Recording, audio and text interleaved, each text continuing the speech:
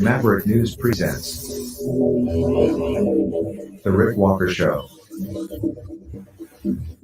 Defrag your mind.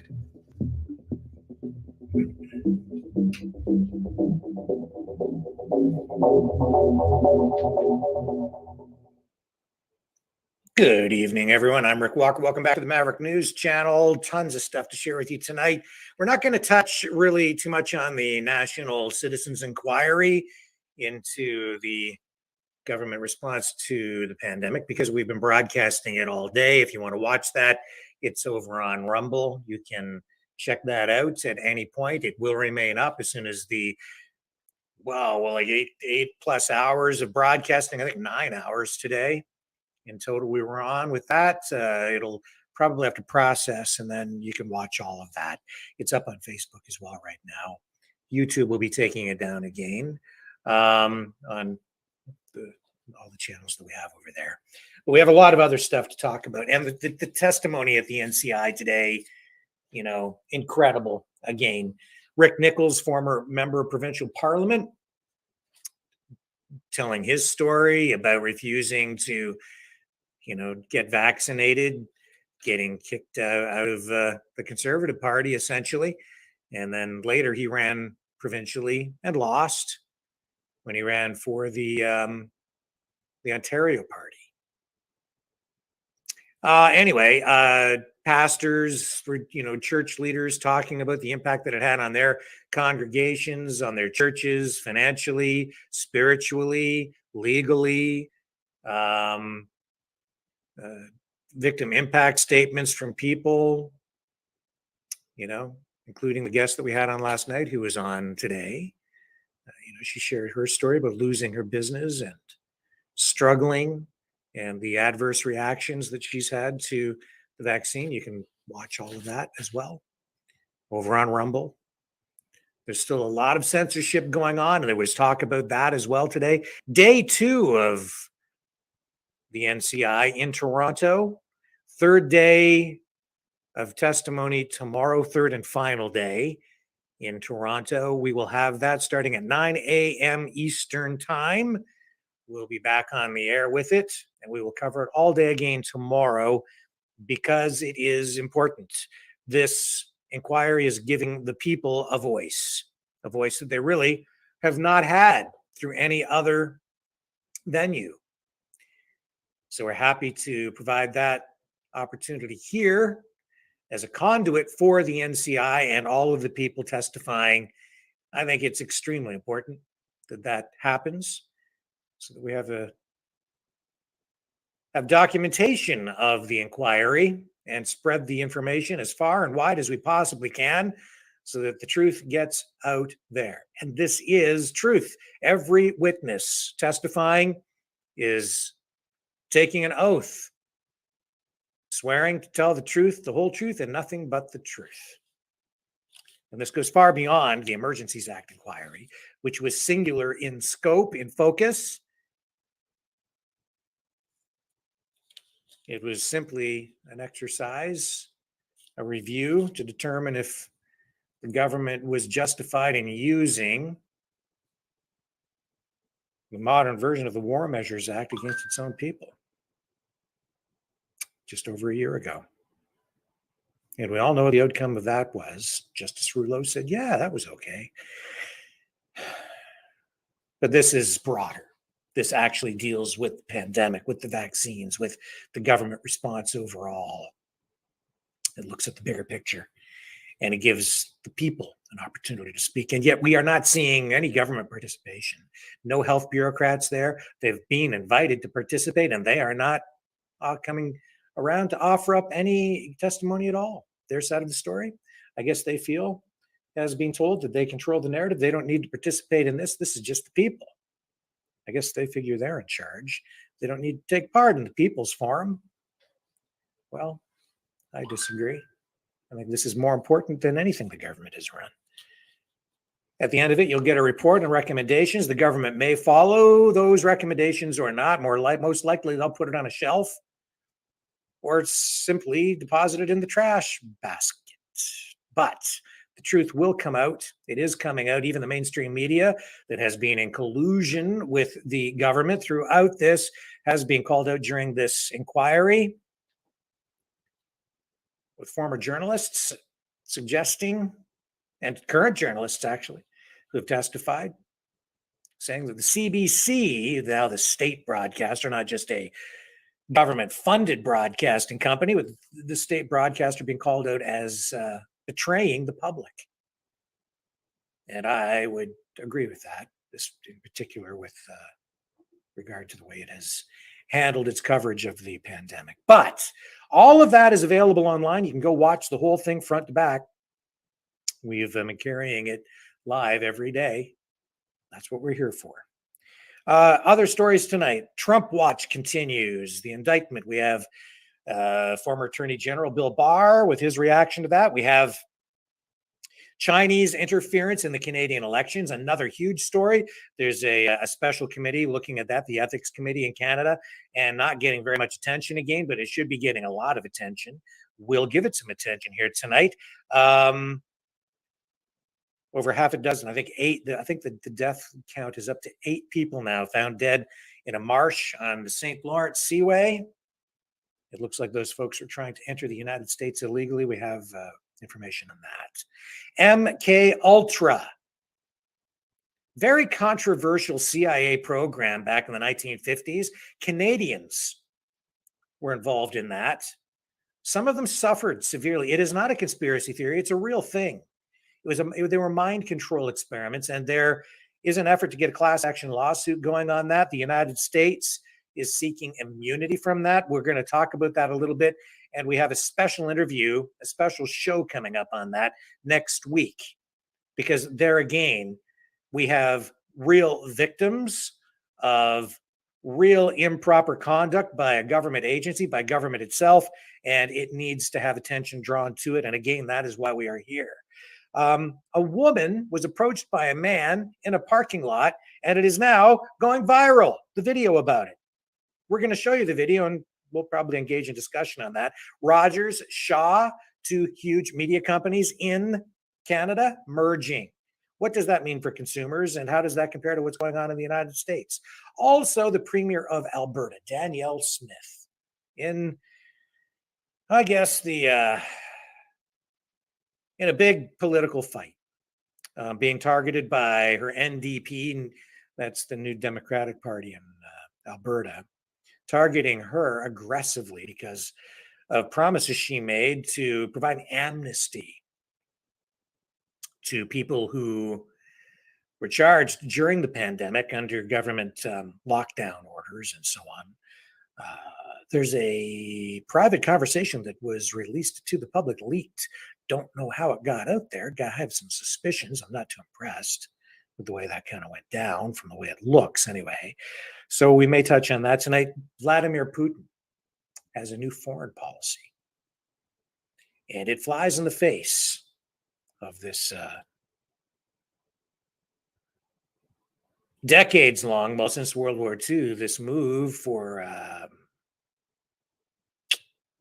expansion of NATO and this liberal hegemony around the world flies in the face of all that. Western dominance shall be no more if Vladimir Putin gets his way. It's another move toward a multipolar geopolitical reality. And I think he's going to get what he wants, because there are new alliances being formed out there between Russia and other countries. Pierre Poilievre, leader of the Conservative Party of Canada, reacting to the appointment of an interim ethics commissioner, which has, and this new ethics commissioner has direct ties to the Prime Minister, Justin Trudeau. Poilievre has a response to that, and also a response from Poilievre on what happened last night. The Liberals ramming through Bill C-11. That's their censorship bill. What does that mean? What happens next? We have all of that coming up for you. Plus, Joe Biden heads to Mississippi to talk about the federal government's, the U.S. government's commitment to assist storm victims down there. Stay with me. All of that coming up right after all of this.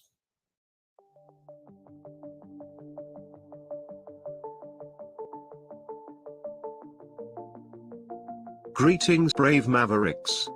Our quest for truth continues. We go beyond fake news. Together we expose propaganda. Together we pull others out of rabbit holes. We are maverick thinkers. We are all unique individuals, defenders of individual rights and freedoms, credible, trusted, grounded in reality. Maverick News, Maverick News. Defending free speech, free speech. Donate at freedomreporters.com. Do it now. Tomorrow may be too late. Maverick News. The world is watching.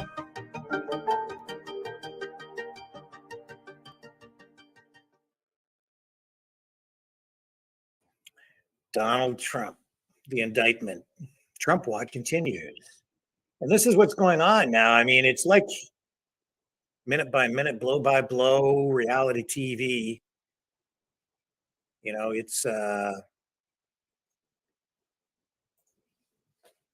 just kind of boring. This is what the mainstream media is doing. I mean, they're just, here's a picture of Trump Tower. I get it, to a point. Like, what are you supposed to show? But this is top news tonight for the mainstream media. Live outside Trump Tower, where nothing is going on. You know, and I know that they have, you know, huge security measures in place as they prepare for Trump to arrive next week. It looks like he will give himself up.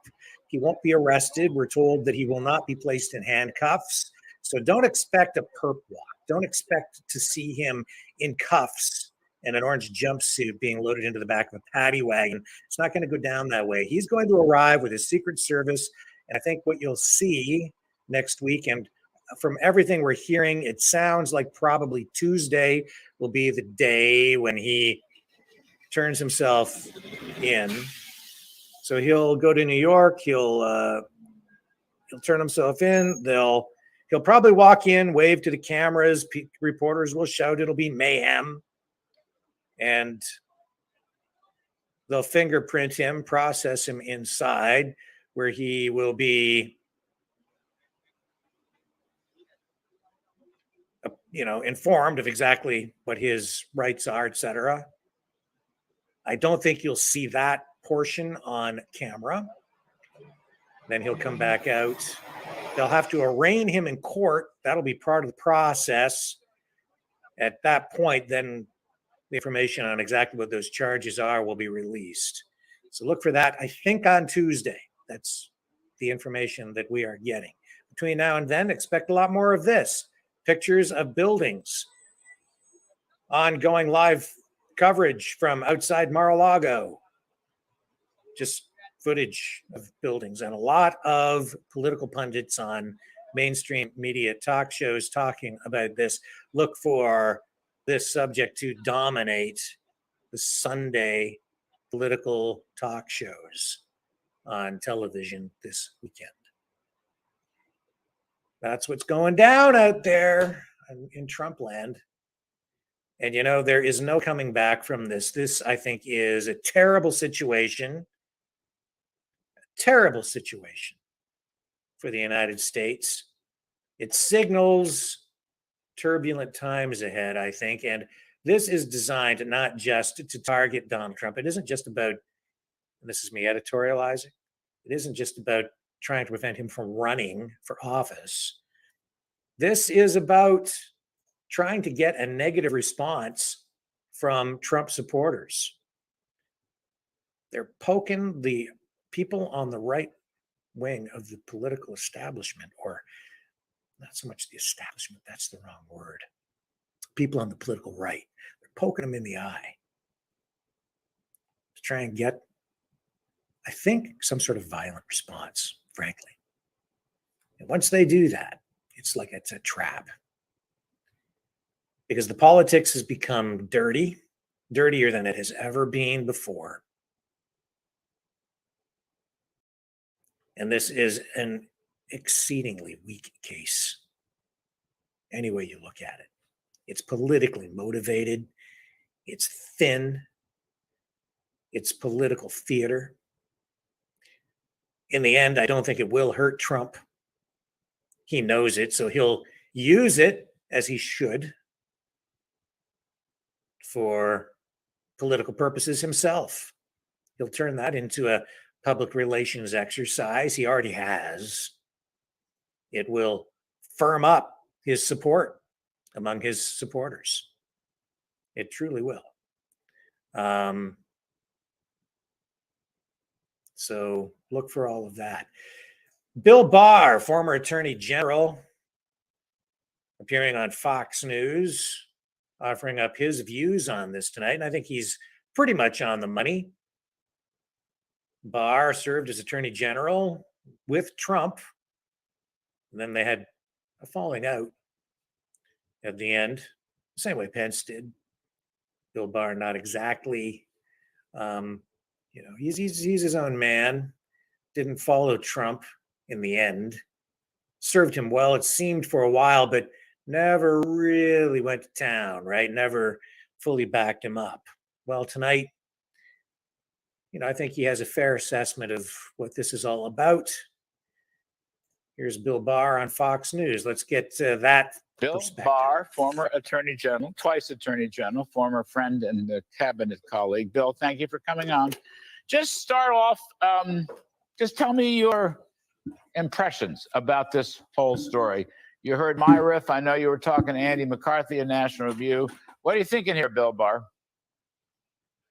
Well, I agree with most of what you said, Larry. Now, obviously, we don't have the indictment, so there's a little bit of speculation involved. But based on the news reports, if they're accurate, this is an abomination. It's the epitome of the abuse of prosecutorial power to bring a case that would not be brought against anyone else. They are going after the man, not a crime.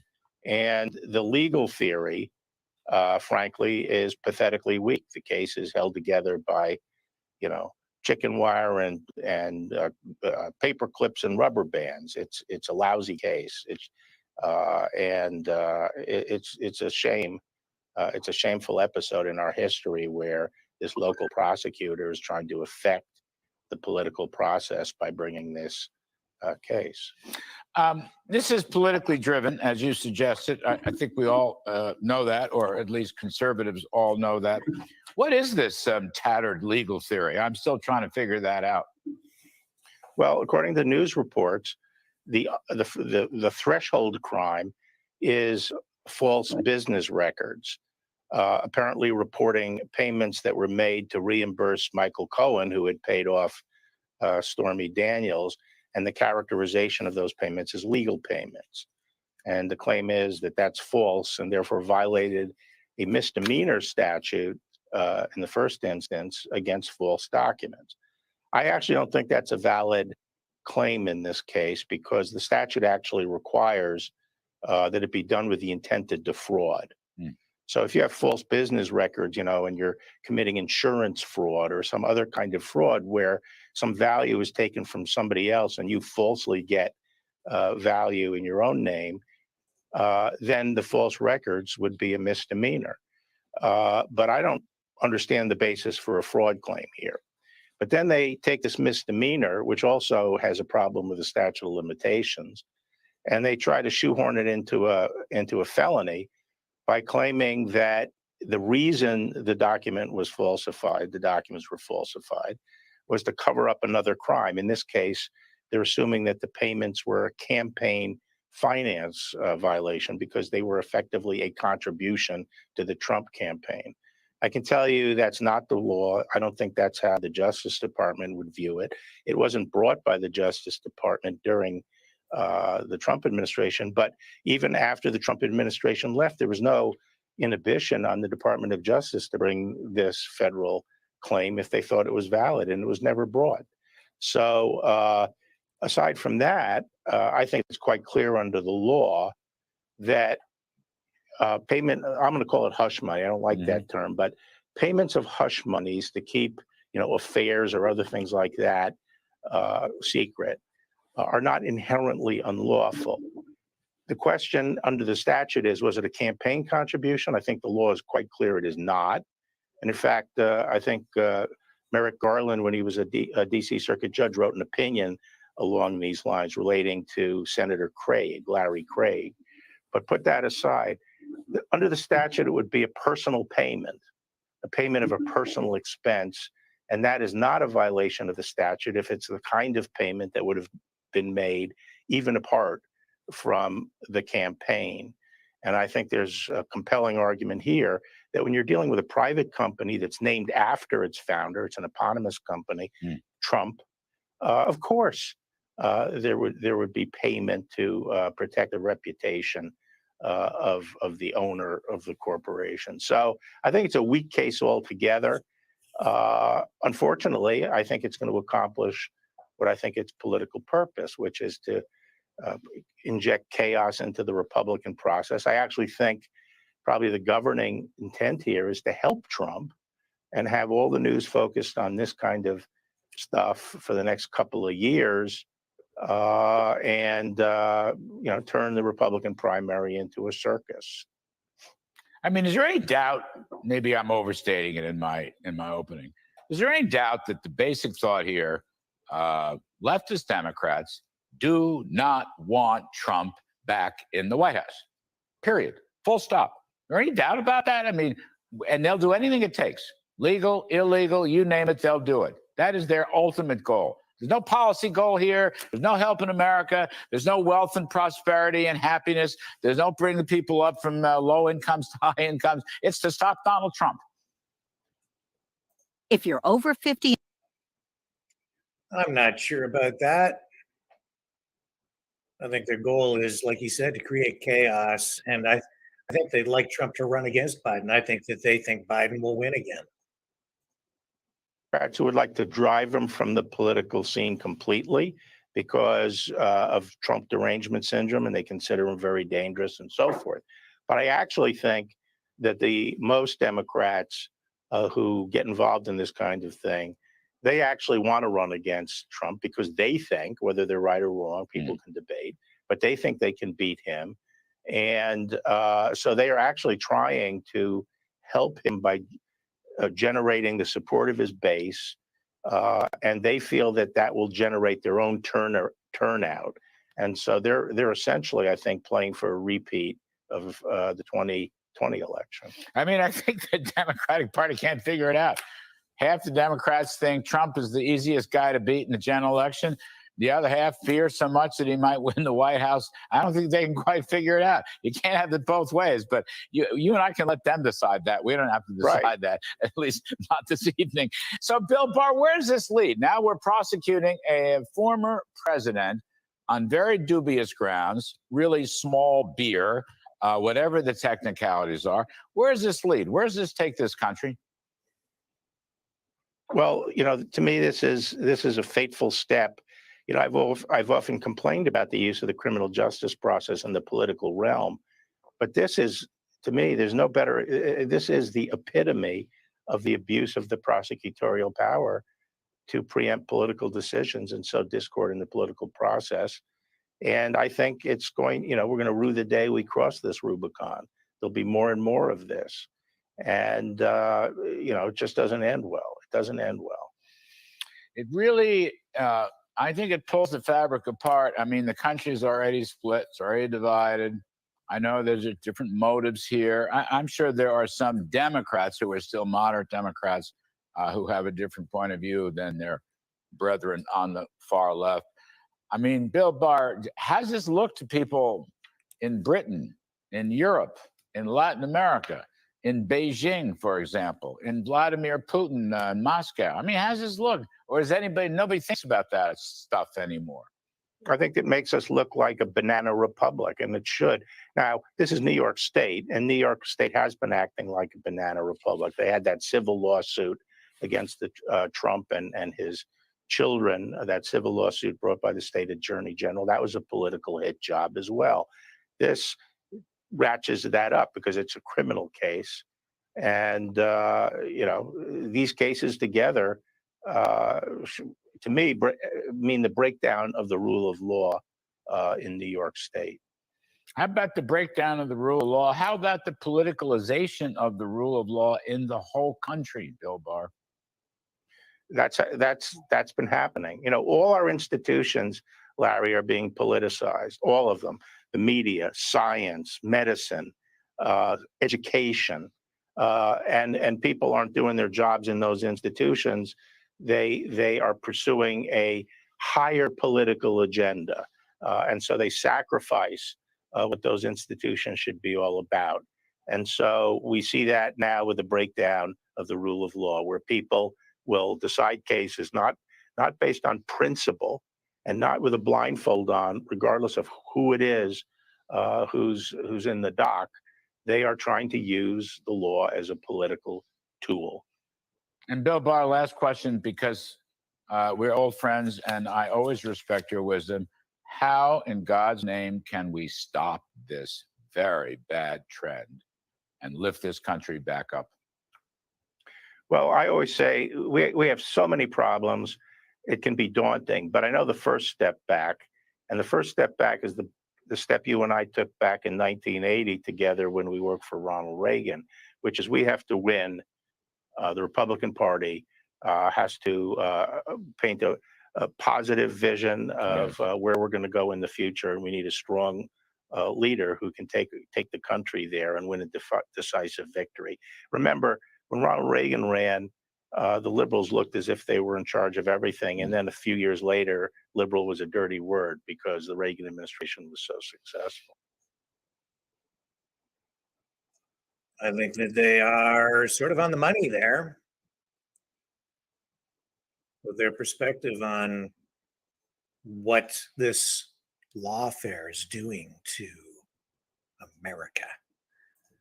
I do want to run a little bit of CNN stuff. The reason being, I'm no fan of CNN, but they think you're nuts. They think anybody that believes in freedom, I think, is nuts. Just their perspective is different, but to understand where things are at politically, it's important to look at all perspectives. Their slant on this a little bit different. Just check the tone in this report. It didn't take long for House GOP leaders to rush to Donald Trump's defense. I've said from day one, this is a political stunt. Attacking Manhattan District Attorney Alvin Bragg over the unprecedented indictment of a former president on criminal charges. I have zero trust that this will play out fairly. Today, Bragg's office pushing back in a scathing letter to 3 House GOP chairmen who have sought his testimony in internal records, accusing them of doing Trump's bidding. In writing, as committee chairman, you could use the stature of your office to denounce these attacks and urge respect for the fairness of our justice system and for the work of the impartial grand jury. But House Speaker Kevin McCarthy says that Bragg will be held to account.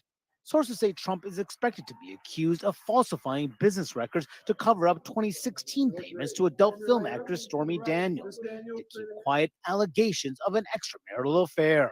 But no one has seen the evidence prosecutors have uncovered. Mr. President! Though that didn't stop one congressman to claim the prosecutor could have indicted the ham sandwiches he was handing out on Capitol Hill. So I know how to spot a pile of garbage, and this thing looks like a pile of garbage. Even without seeing the evidence, you're certain he's innocent. I'm not certain of anything except this. This is the first time in the history of the country we've indicted a president. And the fact that, he's just now announced and they rolled this thing out, it smells pretty fishy. Top Republicans agree, despite not seeing the charges. Aren't you jumping to conclusions? I mean, he may have broken the law. Does that concern you? We don't think President Trump broke the law at all. But there has been silence from Senate GOP leader Mitch McConnell and his number 2, John Thune, who told CNN earlier there were legitimate questions about Bragg, though he would not align himself with House GOP efforts.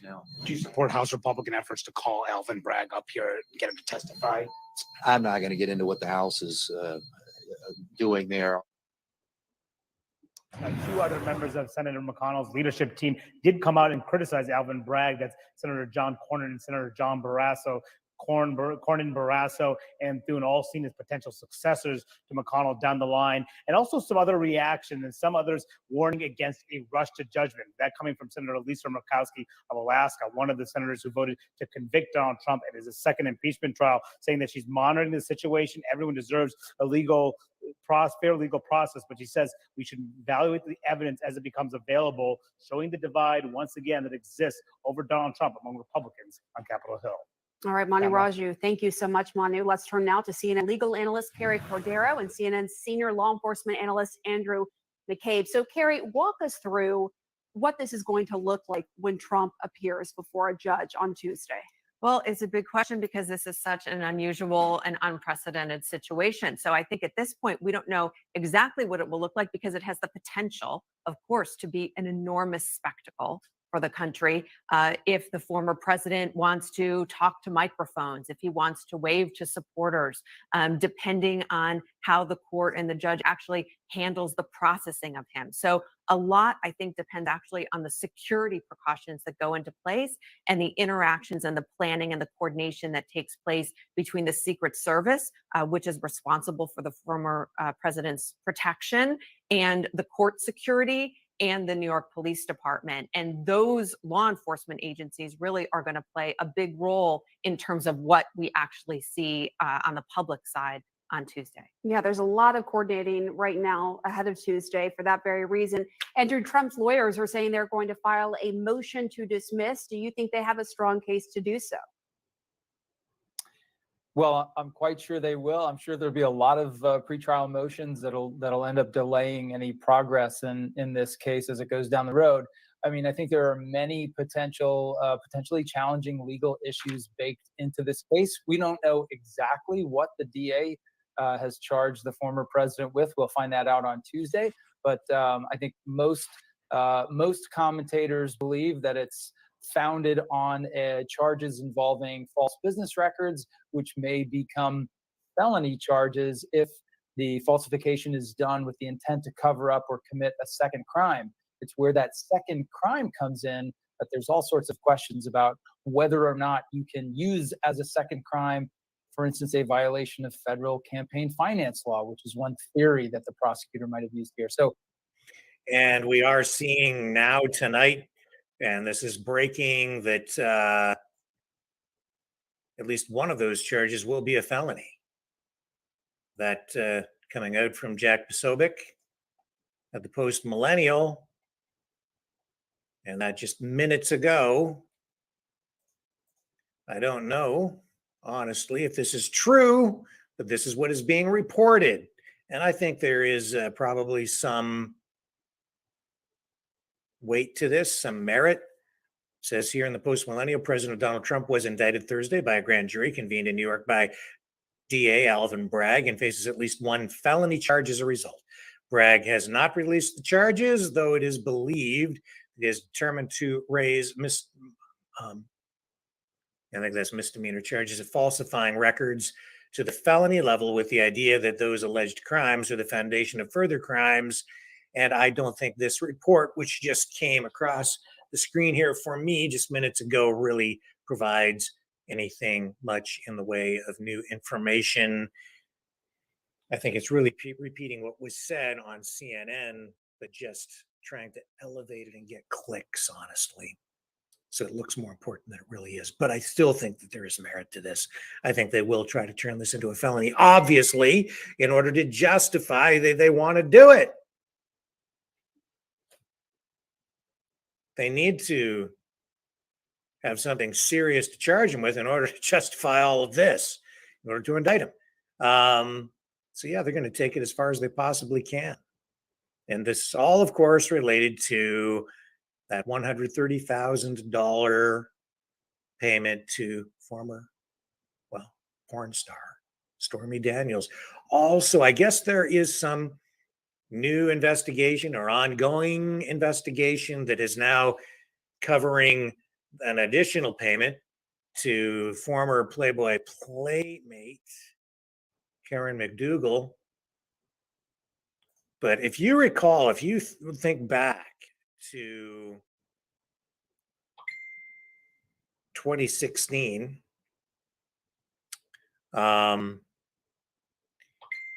they interviewed McDougal, and she, you know, I think they thought they were going to get Trump with that interview with her, but she actually, I think she has feelings for him. And that interview, I don't think it came off the way that they were hoping. She wasn't attacking him at all. She had her heart broken.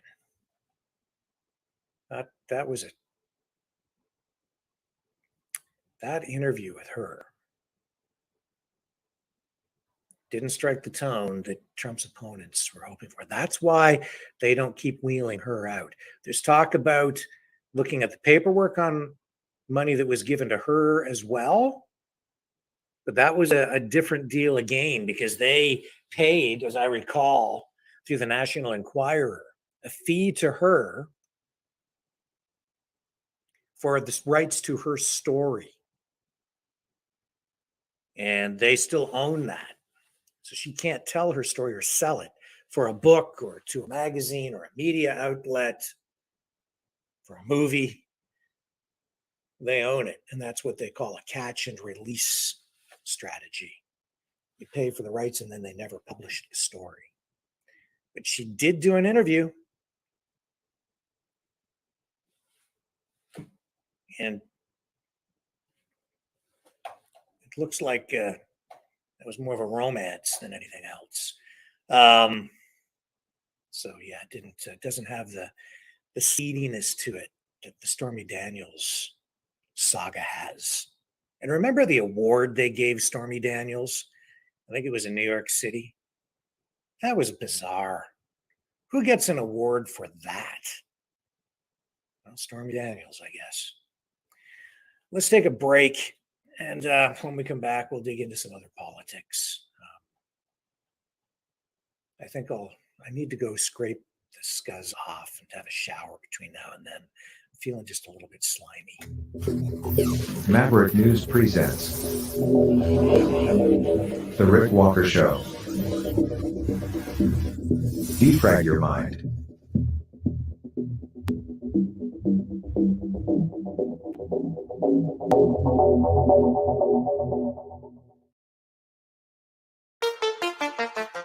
The New World Order. Government overreach. The Great Reset. Mainstream media lies. Now more than ever, independent voices are needed. Donate now at freedomreporters.com. That's freedomreporters.com. Maverick News. The antivirus program for your mind.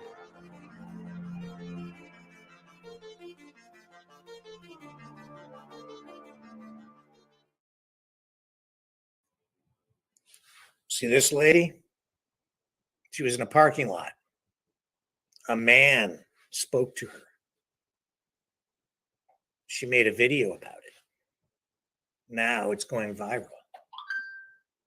We're jumping around here a little bit. This is not what I would describe as a traditional news story lineup. Normally, this would kind of be something you play at the end. But this, I think, is a statement on today, on where we're at in today's society. So I want to run this. And if we get to the phones later, maybe you want to comment on it. It's strange. Just listen to what she says. I'm literally shaking right now because I just had a man approach me in a parking lot and it went fine. And I'm going to tell you why it went fine and how to address it, because it was in a book I read and this is how you're supposed to address it, but it scared me. I'm literally shaking. So this guy, I'm alone with my son, by myself, a woman, and a male approached me in a parking lot. He's, "Excuse me, miss," and I don't know why in the hell he was approaching me or what he was trying to do. And before he was probably 30 feet from me when he said, "Excuse me, ma'am." And I turned around and I literally yelled at him and I said, "Do not approach me." And he immediately started going in the other direction. And I just kept saying it over and over and over. I said, "Do not approach me. Do not approach me." And he, of course, got what the like he started cussing and yelling like what's your problem, and I looked at him and he actually then crossed a couple cars down from my car.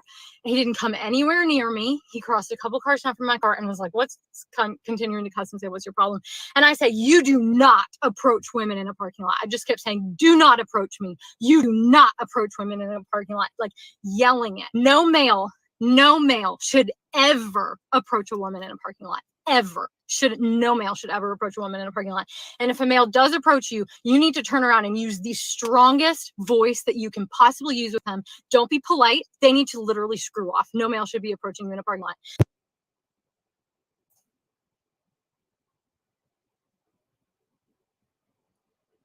Okay. That, I don't know if that's news. I guess it's reality. Is she serious? Is that real? Is that where we're at today? Women are so scared of men, or maybe they just don't like men. Is that what it is? She's afraid. Is she afraid, or is she just, I don't, that's sad. A little bit disturbing and kind of weird to me. I don't know, man. Like it's weird, but it does say a lot about where we're at today.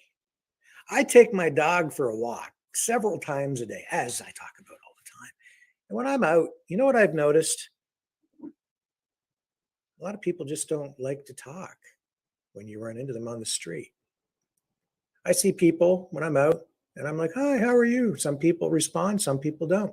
I sometimes walk right by people on the sidewalk when I'm just walking down the street, and they don't even acknowledge that you're there. Other people do, some people do, but times have changed.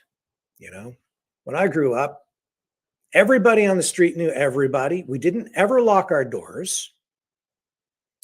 The house was always left wide open, unlocked, never a problem. Neighbors looked out for neighbors.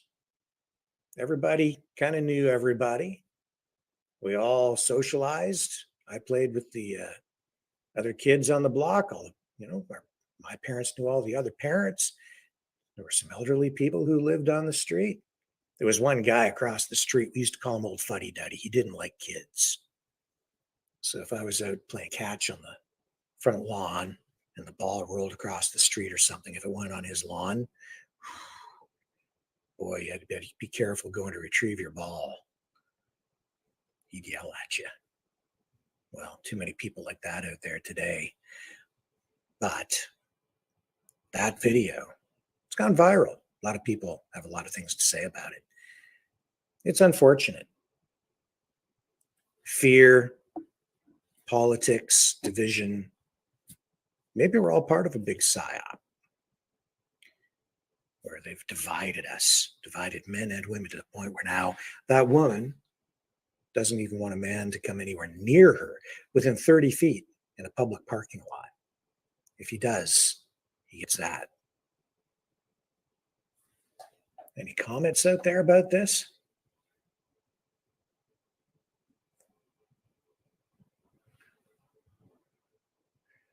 I don't know. She's nuts, it says here.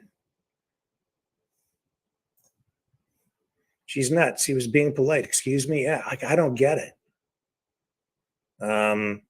Be one thing if he was threatening, but yeah, nuts. I agree. Yeah, those were the good old days. And I have to say, I've got pretty good neighbors, but I live on a small street, and we all know each other, and I've got really great neighbors here. So I'm very fortunate that way. It does feel to me like on my particular street, which is very small, that we're, we all look out for each other. We watch each other's houses and everything. But when I walk it into the larger neighborhood, some people friendly, some people not, depending at certain times of the day. A lot of kids walking around out there because they're on their way to go catch the bus to go to school, or there are a couple of schools near here. So they walk to school usually in groups, and there's lots of them out there in the morning. So if I get out and if I'm walking the dog at that time, I'm, hey kids, and some of them say hi, some of them don't as we walk by. But I don't know. I just don't know.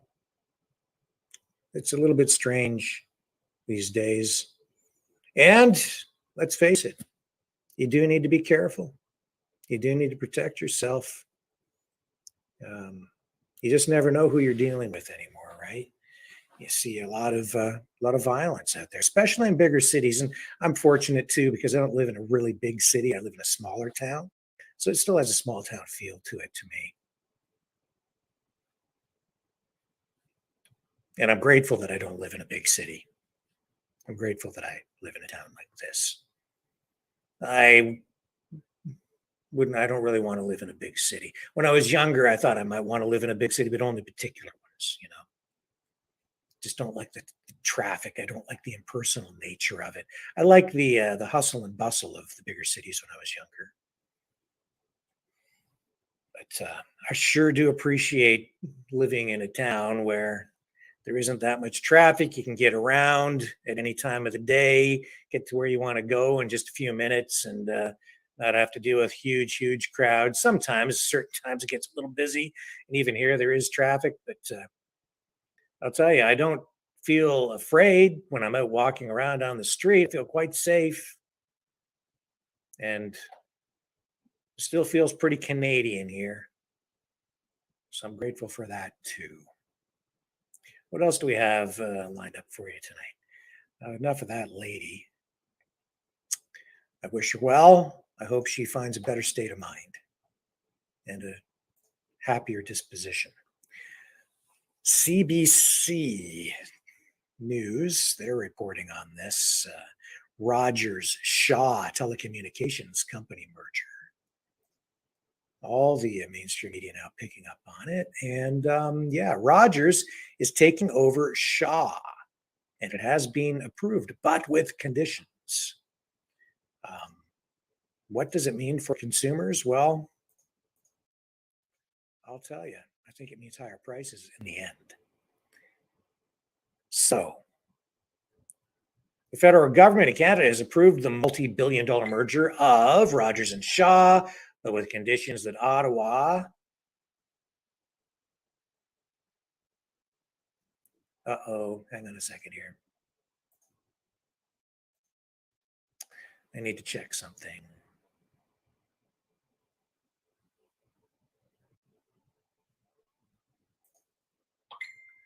I need to make a quick change here. Hang on. Stay with me.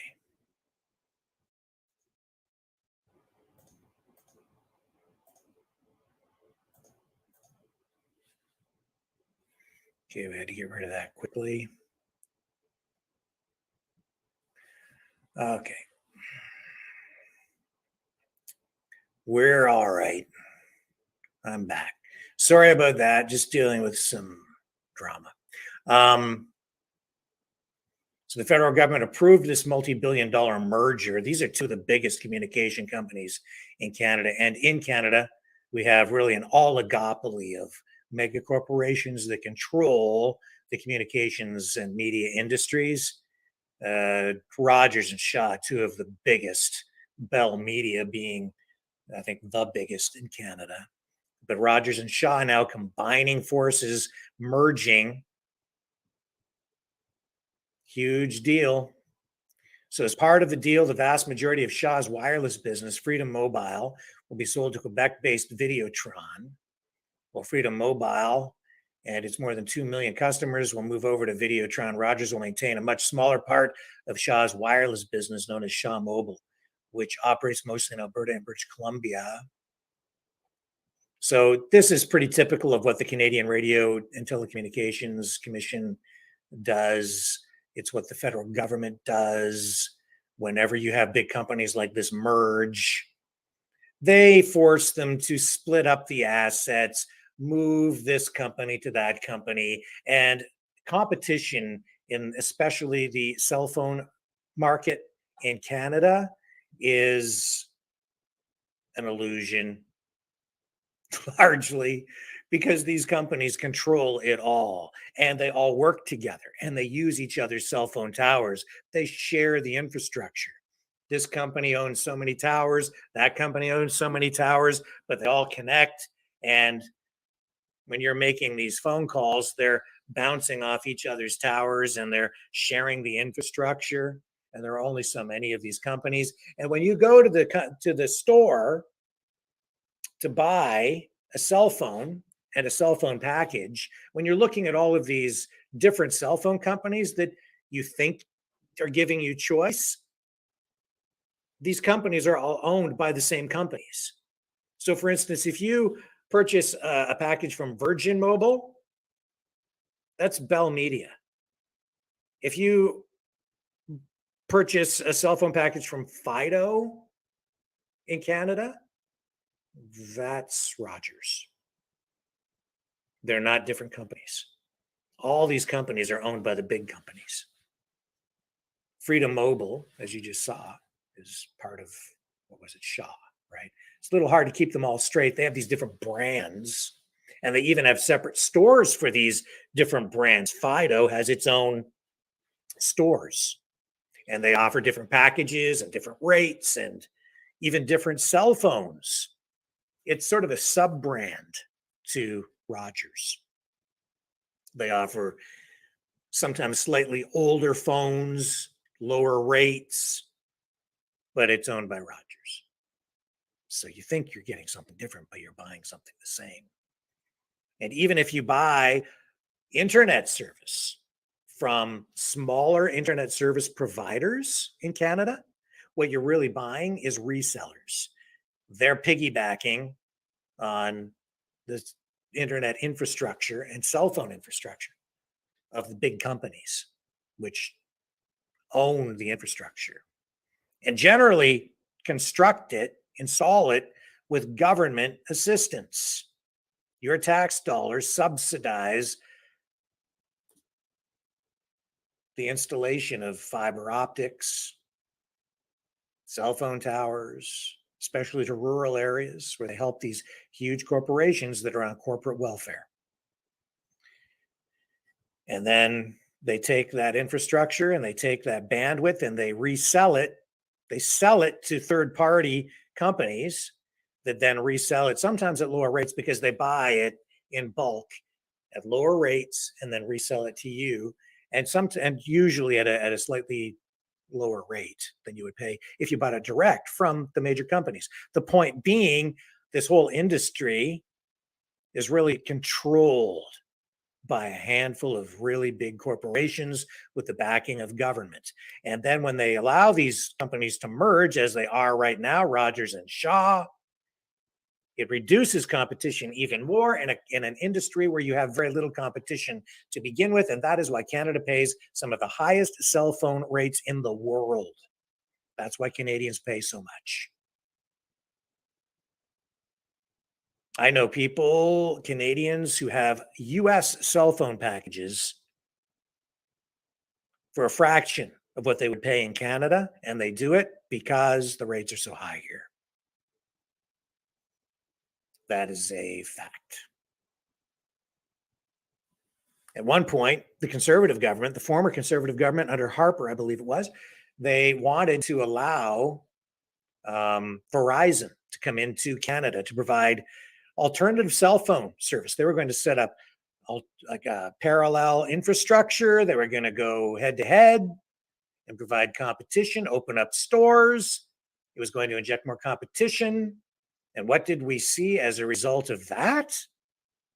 We saw unions combine forces with the big corporations that control the industry in Canada to launch a public relations campaign to convince Canadians that they didn't want the big bad American company Verizon to come into the Canadian marketplace, because that would be bad for them, because that would be an assault, an economic assault on the good Canadian corporations that had built all the infrastructure. And that isn't fair to let an American competitor come into the market and compete with Canadian companies that had treated Canadians so well. And it worked. They convinced Canadians. They really got people jacked up and opposed to the idea of any kind of competition from the United States coming in there. They wanted to keep the industry Canadian. As a result, We all pay more. It would have created, in my estimate, in my view, more jobs. It would have, because it would have created parallel infrastructure.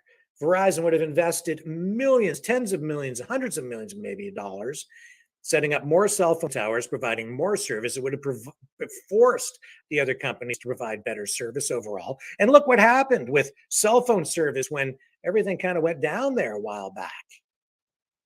And then the federal government was scrambling with the corporations saying, wait a minute, you better be providing better service from now on. And it became a big issue for Canadians. Why aren't they providing better service? Well, maybe because there isn't enough competition to keep them on their toes.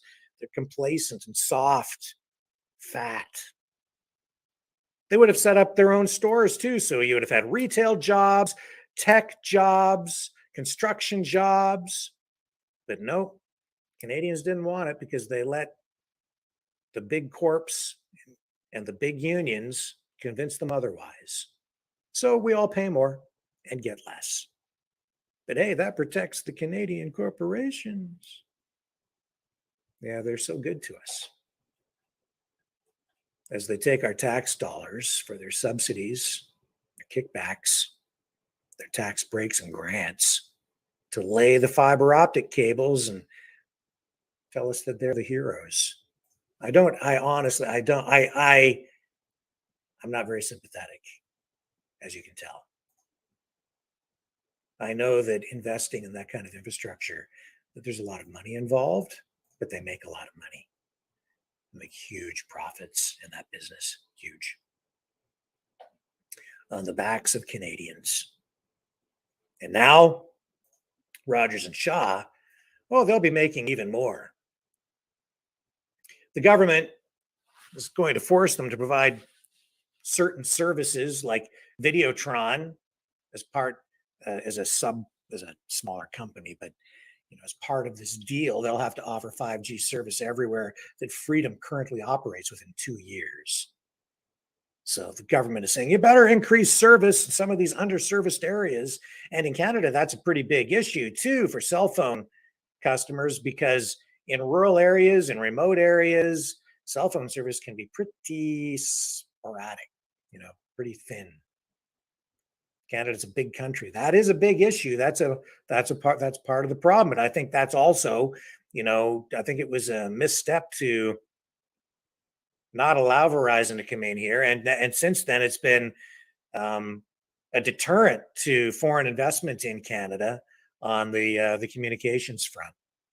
Other companies don't want to come in here because they don't want to have to deal with that kind of public opposition to foreign investment. I understand why you want to keep it Canadian, but at the same time, I think consumers have to come first. And that service comes through competition, in my opinion. Videotron also has to offer service in Manitoba via MVNO and increase the data allotments for existing Freedom customers by 10%. Yeah, I mean, the data packages here compared to the US, they're super expensive here.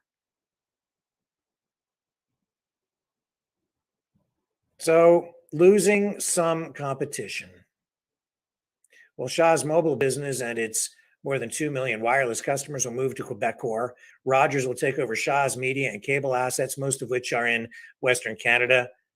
But the industry minister, Mr. Champagne, says that those assets are already subject to numerous conditions.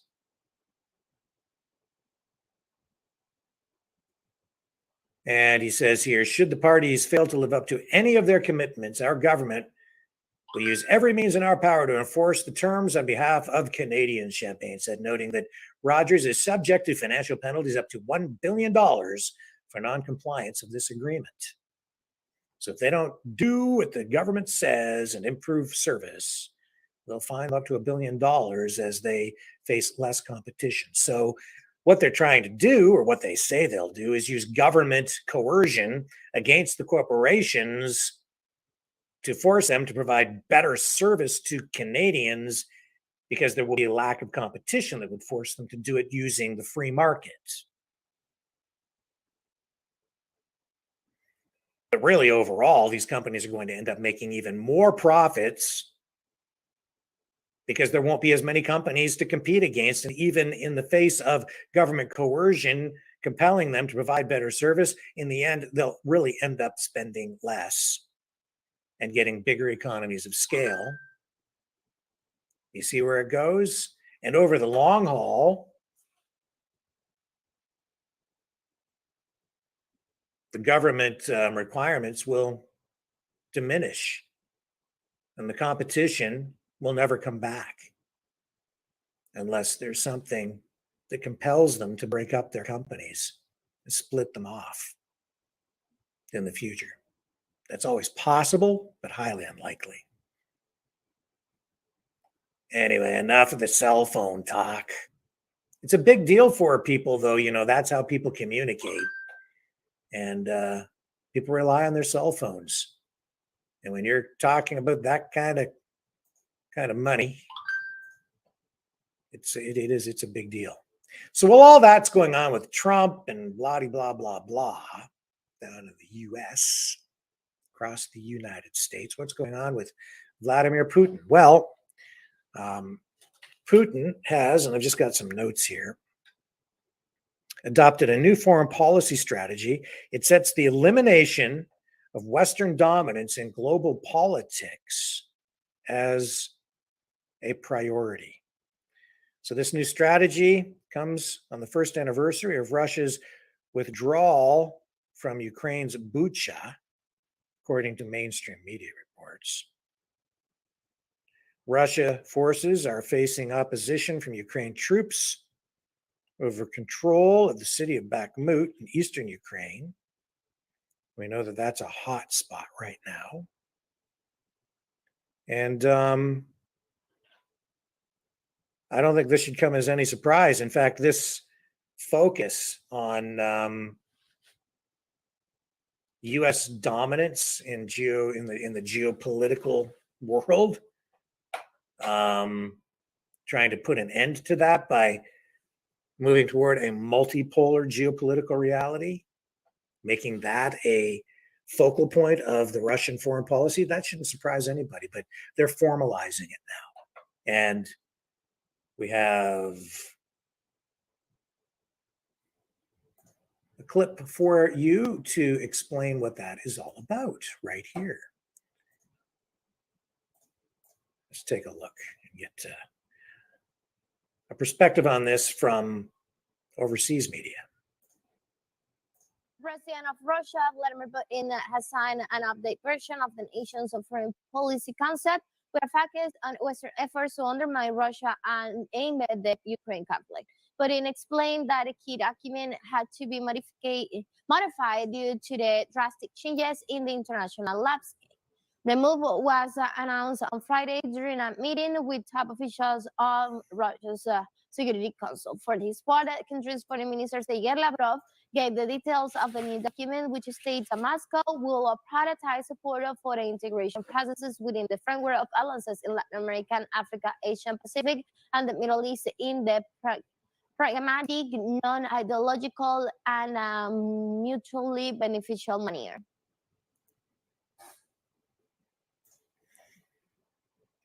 And Vladimir Putin himself had this to say. This is him addressing exactly this issue, his new foreign policy priority. Today, I signed a decree of the Russian Federation, concept of the foreign policy of the Russian Federation. Cardinal changes in international life have forced us, he says, to seriously adjust key strategic planning documents,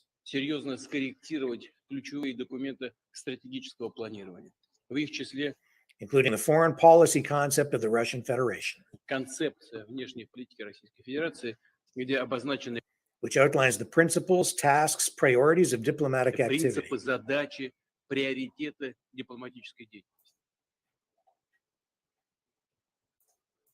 And what is that about? It really is, in every respect, Russia's worldview world political view, which is that they're a nation state, they're sovereign, they get to determine their own destiny, and they rely on the old international laws and the standards set thereof.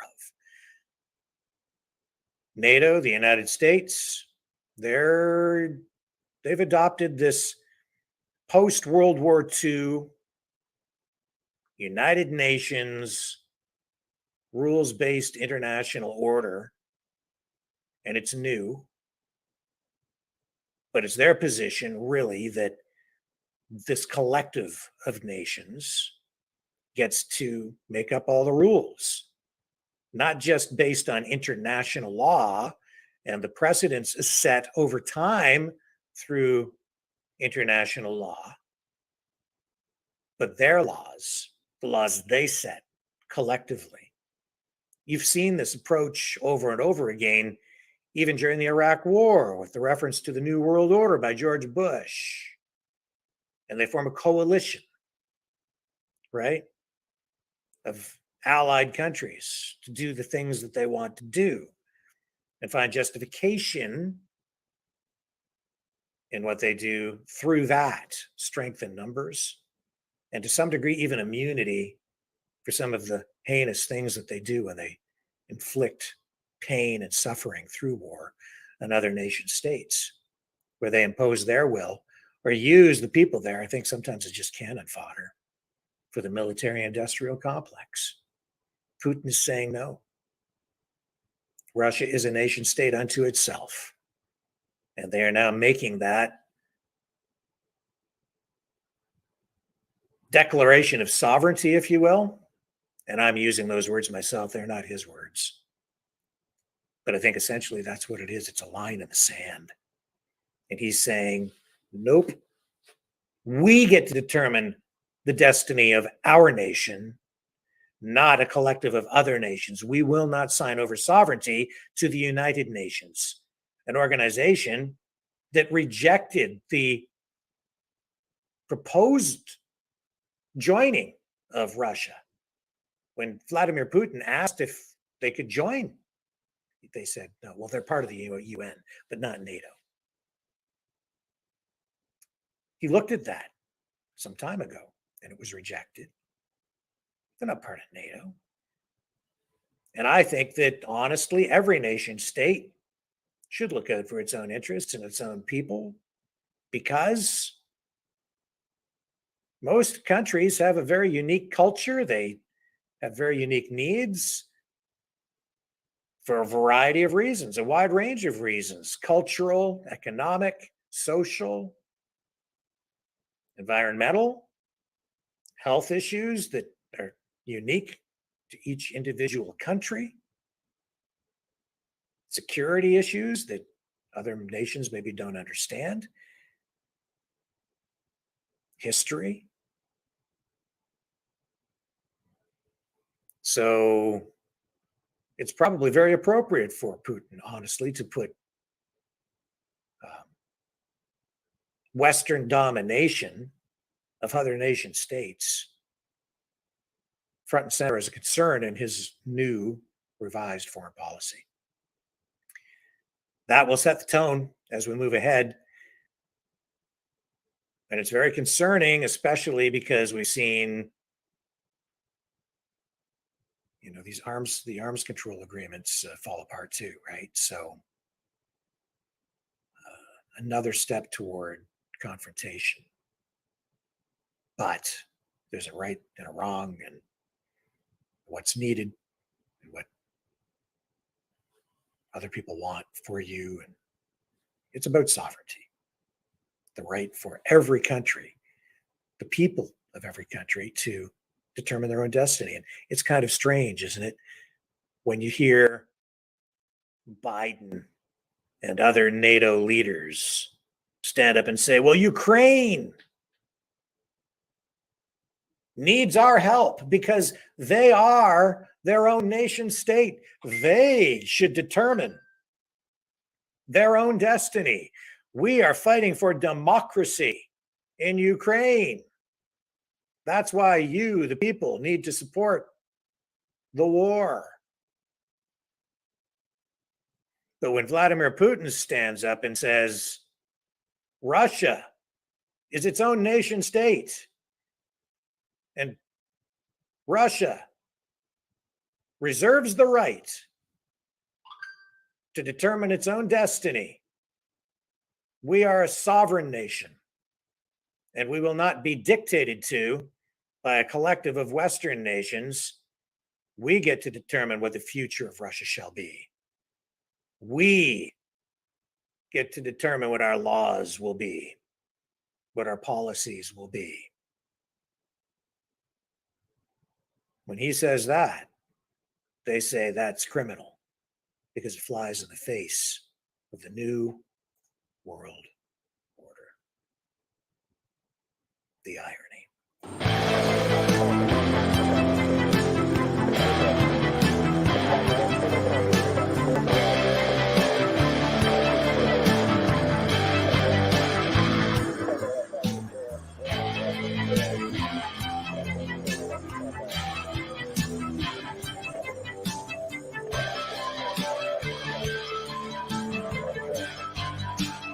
Maverick News. Fighting for freedom.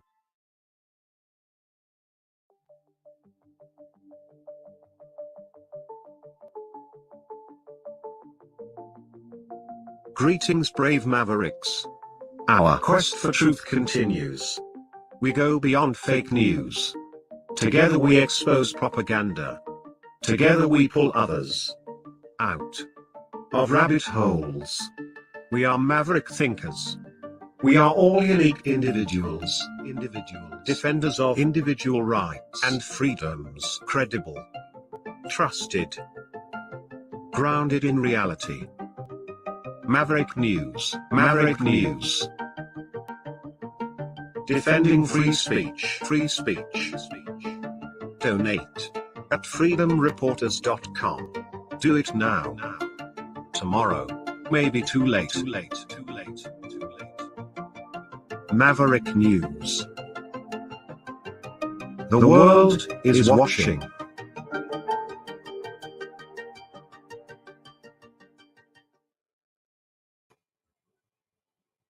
So I want to talk about this story. I'm not going to spend too much time on it because it is provincial, and some of our U.S. viewers may not entirely relate to it, but it is sort of a Canadian version of what Donald Trump is going through. This is Premier Danielle Smith, Premier of Alberta, leader of the United Conservative Party out there. And she is heading into an election. Their main opponent, the New Democratic Party, which is pretty far left socialists. Well, she was campaigning to become leader of the party and the premier. She was making promises to, I guess, provide amnesty or look at providing amnesty for especially, well, for people who were charged under pandemic measures, pandemic rules, especially pastors who were arrested. Well, a phone call between Danielle Smith, the premier, and Pastor Arthur Pavlovsky, who has become something of a media personality himself after having been arrested multiple times and facing serious charges, especially charges related to a speech that he gave during the Freedom Convoy protest just over a year ago. He spoke at the border crossing in Coutts, Alberta, which is on the border of Canada and the US, where protesters were demonstrating there. And he spoke to the demonstrators and was subsequently charged in relation to that. Anyway, he's facing possibly years in prison if convicted on these charges. And he had a conversation with the premier about his situation, and her political opponents are trying to make political hay with that. And do two things: show that, one, she never really understood the legal process, the way the legal process works in Canada, suggesting that she thinks it works like it does in the US when it doesn't. And I don't really think that's true. The second thing that they're trying to assert here, I think, is that she was trying to influence the legal process, which is entirely improper And if it were to be the case, it could lead to her resignation, force her resignation as premier. Again, I don't think that's the case at all, based on what I've read, seen, and heard, including this conversation that was released, leaked to the public through this CBC report. Let's listen to some of what that conversation sounds like. This is her talking to the pastor and his lawyer. As well. So That's his lawyer speaking. So, Premier, I wanted to just introduce this concept because I think, you know, the UCP is not Arthur's enemy, it's the NDP. But he does have a problem that he thinks you may be able to help out with. So, Arthur, take it away. Arthur, nice to talk with you. I'm not sure if we've ever had a chance to talk before, but I've been watching your public advocacy for many years, so it's nice to connect with you. Well, we had an opportunity to talk to each other during the Wild Rose forming of the party many years ago, but if it comes to the latest ordeals, no, this is the first time. So I thank you so much for taking this time and listening to what is happening. As you are aware, I am still on house arrest, facing 10 and a half years of imprisonment for my speech in Quds. And of course, that's very concerning to me because I came to a conclusion that I don't think I have an option except to start swinging your way because of the promises that were never fulfilled. Well, I have we're in a bit of a bind because of what happened with Jody Wilson-Raybould and the Prime Minister. Because what we discovered in how our justice system works is I don't really have the power of clemency the way a U.S. president or a governor in the United States has. It's not quite the way our system works. Once the process is underway, I can ask our prosecutors, is there a reasonable likelihood of conviction? And is it in the public interest? And I assure you, I have asked them that almost weekly ever since I got started here. There have been a number of cases that have been abandoned at the last minute as they've gone through that assessment. And I'm very hopeful that that will be the case for more cases. But there isn't really a mechanism for me to order them to drop cases. It's complicated that way. It's just the way our legal system works, I'm afraid. So here is the update on my case. I was hoping that the Crown prosecutor is going to do the right thing. However, he did. His name is Johnston, Stephen Johnston. He's from the Special Force of Prosecutors in the province of Alberta. He dumped on our labs over 1,000 pages document and hundreds of hours of testimonies to frustrate our defense. So the trial is in 3 weeks.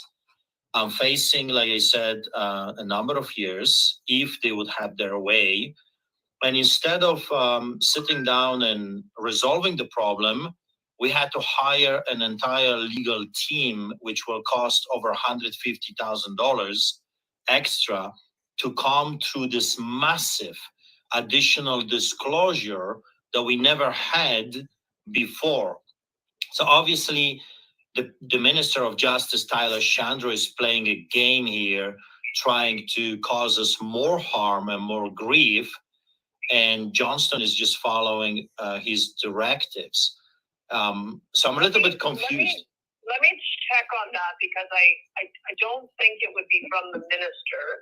I think the issue is that once the ball is rolling, these Crown prosecutors seem to be very independent, and we can only ask the two questions as I mentioned of you. So I doubt very much that this is being driven by the minister, but I have also raised it with the deputy minister and let him know my dissatisfaction with the tactics. So can you just leave this with me, and I will make that request one more time.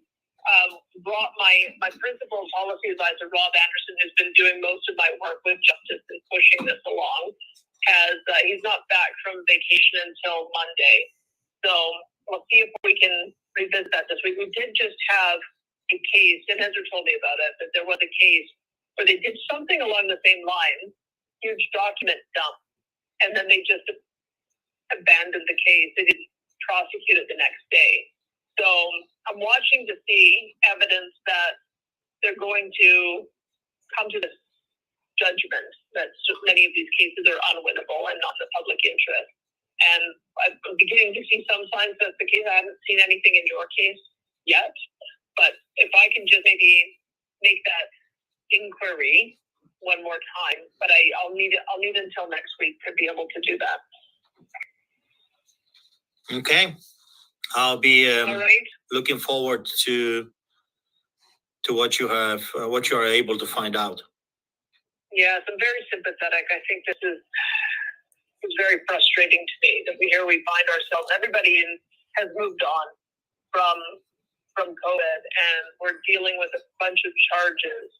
And this is the thing I find very frustrating is that it was a political decision that initiated this, but it can't be a political decision to end it. That's what I'm finding very frustrating about the whole thing. Have you ever considered of going public, like you promised at the very beginning that you're going to meet with us, pastors, and there's going to be dropping of the charges and recompensation? Have you considered meeting with us publicly and saying, hey, let's move forward and enough of this witch hunt? Let me talk to Rob about that.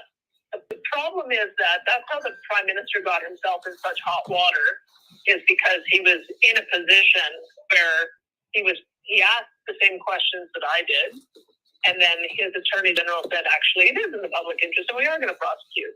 And then he kept trying to push her to make a different decision, and then he ultimately fired her, and it just blew up as a big political issue because it's just not.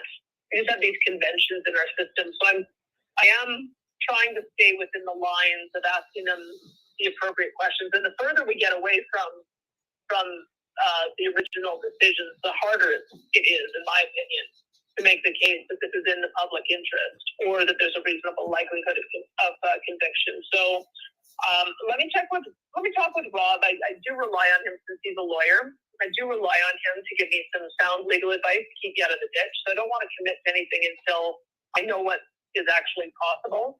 It's unfortunate that I didn't understand the limitations. I thought we probably had the same power of clemency that they did in the U.S. I didn't understand we have a lot more limitations. I'm not a lawyer by training. And that's, I can tell you, it's been very frustrating for me over these last few months because you're not the only one. There are many others, doctors as well, that I'm fighting this internal battle on too. But I was contacted by a lawyer, Leighton Gray, if I remember correctly, and he told me that he advised you that there is already a victory in the court with NDPers when they brought the masking. And based on that victory, you can stop the prosecution immediately based on the judge's decision. And he said in that circumstances, you would walk out as a hero without taking a political hit because you would rely on the judge's decision that has already been made. So let me get Rob to listen. Sorry, we've just had sort of these competing days off. So I was away, then he's away, and I'm back, and he's not back yet. I did see that I had received a note from Leighton in December. So let me see what I can do to run that by somebody who has kind of some legal training, and I'll see. Because I can't quite figure out how I would use that, but maybe it'll be a bit more clear if I run that through with Rob. So just give me a few more days to circle back on this, and maybe Dr. Modry can connect us again next week. Okay, so I just point out one thing as well. I did see that communique from Leighton as well, and it did seem as though that there was precedent that you might be able to rely on. My only suggestion would be it might not be a bad idea, Premier, to connect Rob and Leighton together. Okay. And I think that would be quite helpful. I think in this because like Arthur has just said, and you have or you said, there are many others that are caught up in this, and I think there's a number of physicians that would love amnesty as well. Fantastic. Let me circle back on that. As I said, Rob, I think is back on Monday. So, sure. I mean, we just had a very busy fall session. So let me see what I can do because I had hoped that some of these would have been vacated by now, and I'm sorry to hear what they're putting you through. So, Dr. Mojo knows how to reach me. So we'll do this. We'll do this again when I've had a little bit more chance to talk it through with Rob. Okay. Thank you for your time. Thank you. Thank you. Don't go away yet, Danielle. Okay. Arthur, I don't think is on the call, but let me do this. Let me hang up and call you right back. Do you have time to link in with Randy for a minute? Randy Royer? The end. I don't think she said a wrong thing. She told him she can't intervene or influence the process dealing with his particular case. End of story. She can look at it. She made no promises. And I'll tell you, politics is a blood sport, dirty, dirty business. How did that recording get leaked? 3 people on that call: the premier, Pavlovsky, the pastor, and his lawyer. 3 people. 3 people had access. Who released that to the CDC? And why would they do that? I don't know. But I can tell you it's probably not the premier. The extended phone call with the premier was not offered up as far as I know, so it seems unlikely it was the lawyer. The lawyer releasing it, leaking it to the media probably would be very risky for him. Might even be a legal issue for him because it could put him in jeopardy, I think, with regard to his obligations to his client. Seems unlikely it would be him. Then there's a third person that it might be. Why would that person do it? Interesting. Very interesting. Politics, the way it's being played out right now, speaks volumes to me. Don't judge people by the political facade that they wear. Don't judge political and public figures based on just what they say. Judge them by their actions.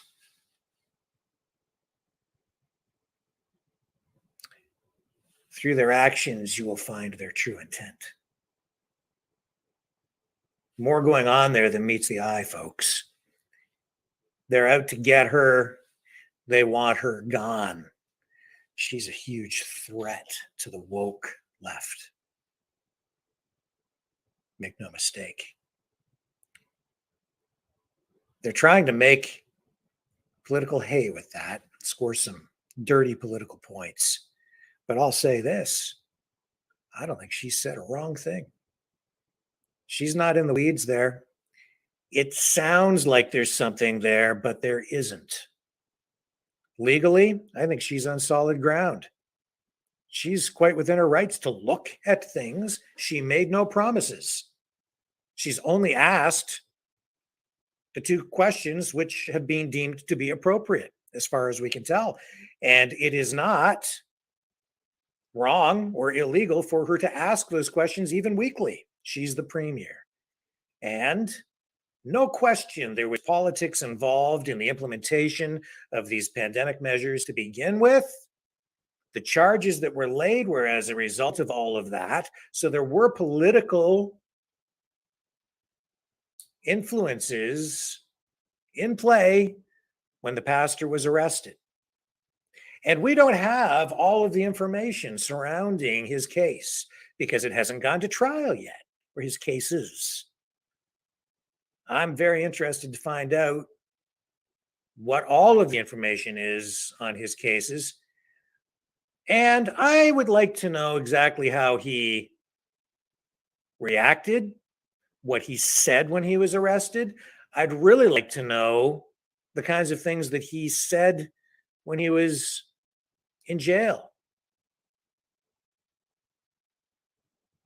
I see commonality, a thread that runs through a lot of these cases. And sometimes things are not as they appear to be. I think in this particular case, Danielle Smith is the victim. She was targeted. Beware.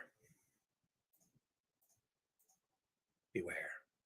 Danielle Smith is in a pretty tough spot. She's got a hard job. Yeah, she made some promises. Now she's in power. It's hard to keep some of those promises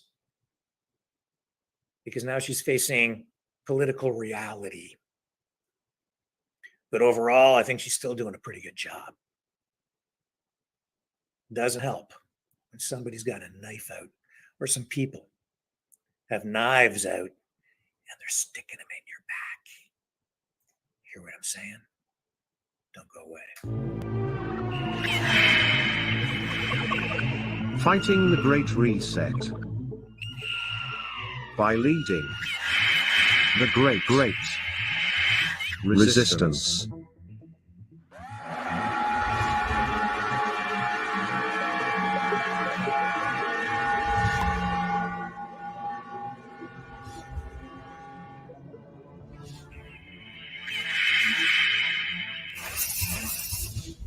Maverick News. The antivirus programs for your mind.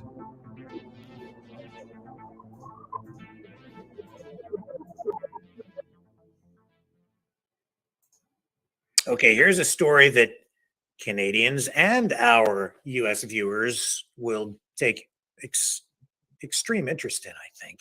And it's a story that isn't getting a lot of play in the mainstream media. It did get some attention.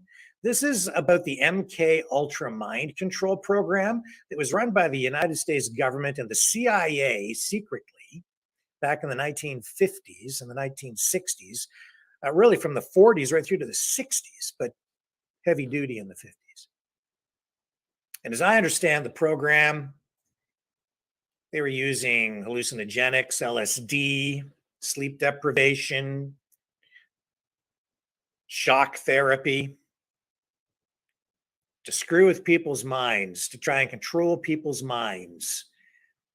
They were trying to break new ground in that way. And it was all focused on, military applications, political reasons, and they destroyed some people's lives. So back in 2019, there was a class action lawsuit that was launched, but then the pandemic hit and the whole thing got stalled.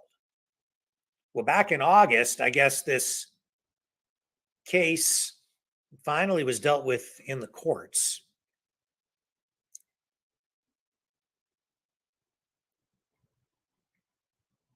And the US government successfully argued at that time that they should be granted immunity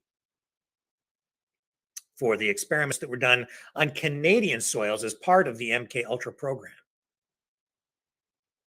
So the US government did successfully argue in the Quebec Superior Court that the country couldn't be sued for the project MK Ultra, which was allegedly funded by the Canadian government and the CIA at the time. U.S. lawyers argued that foreign states had absolute immunity from lawsuits in Canada between the 1940s and the 1960s when the program took place. This is one of the stories that was done this week on this by the Toronto Star. Other mainstream media outlets did pay attention to it as well. Survivors and their families of those experiments, which took place at Montreal's Allen Memorial Institute, are appealing the decision. So on Thursday of this week, a lawyer that represented the United States government told the Quebec Court of Appeal that the United States should be immune from prosecution and that any lawsuit against the U.S. government should be filed in that country. Well, maybe I'm not an expert in international law or any treaties or agreements that might be in place, but I think that would complicate things immensely for any Canadian citizens that are seeking compensation because of this government-funded mind control experiment that literally destroyed some people's minds and lives and the lives of their families. What rights does a Canadian trying to sue the U.S. government have in a U.S. court? None, probably. Very few, if any. Good luck. I don't understand the decision that was made back in August, honestly, that said that that supported the position that the U.S. government should be given immunity to this. So next week, we have a special program coming up. We have the daughter of one of the victims of that program. She will be on this program to tell us what happened to her dad, what happened to their family, and to explain what's happening with the legal process. A true tragedy. The other thing that makes it tragic is it was kept secret for a long time. And because it is so bizarre, so strange, that when you talk to people about it, most people are not even aware. And when you do tell people about it, they think it's a conspiracy theory. But it isn't. It really did happen.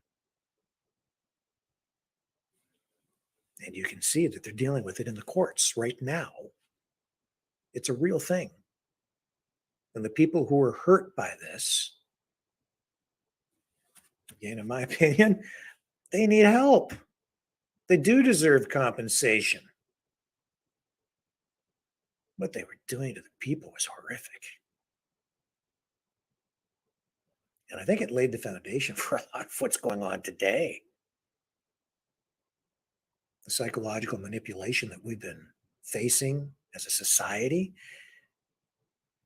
Even during the NCI hearings this week, just yesterday, Dr. Robert Malone talked about fifth-generation warfare when he testified in Toronto at the NCI hearings. And he talked about mass formation psychosis. He talked about the use of social media, in particular Twitter.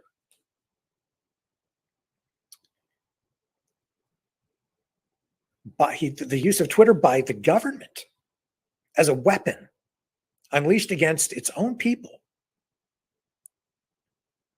to get people to respond in particular ways and get people to do what they want.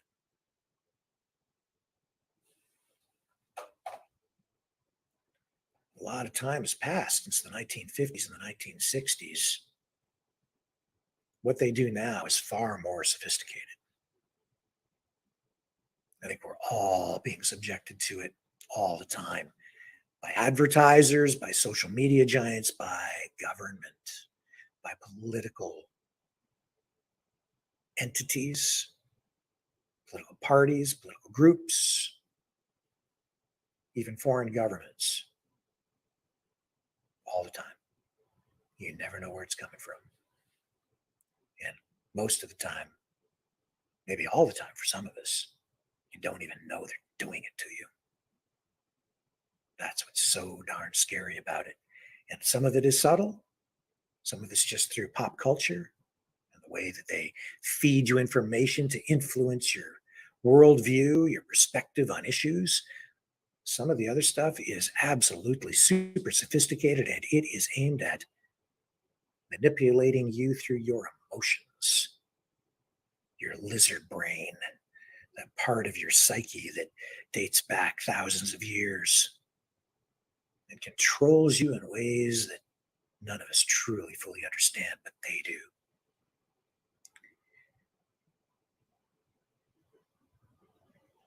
So I look forward to the conversation with our special guest next week, who will be here Tuesday night.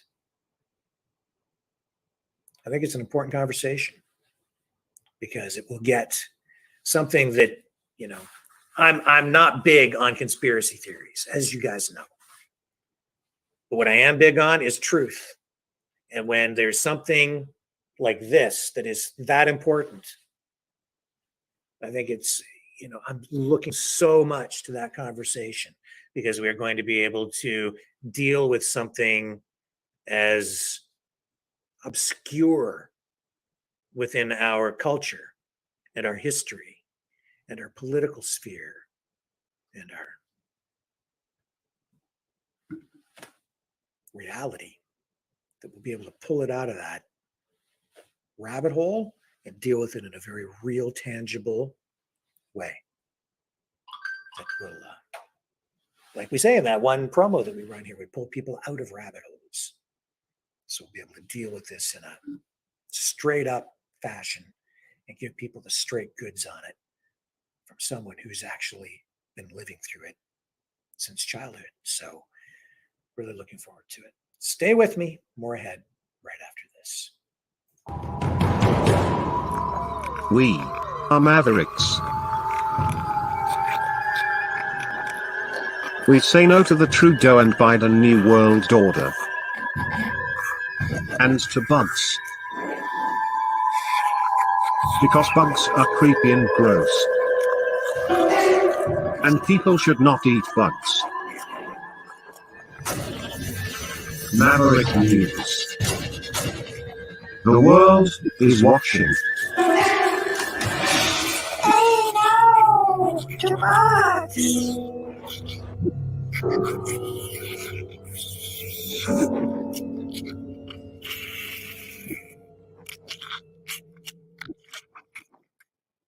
So yesterday we told you about Bill C-11 being rammed through by Justin Trudeau's Liberals in the House of Commons. They stopped debate on it, jammed it through. So what are we getting from Pierre Poilievre, the leader of the Conservative Party of Canada, the leader of the official opposition?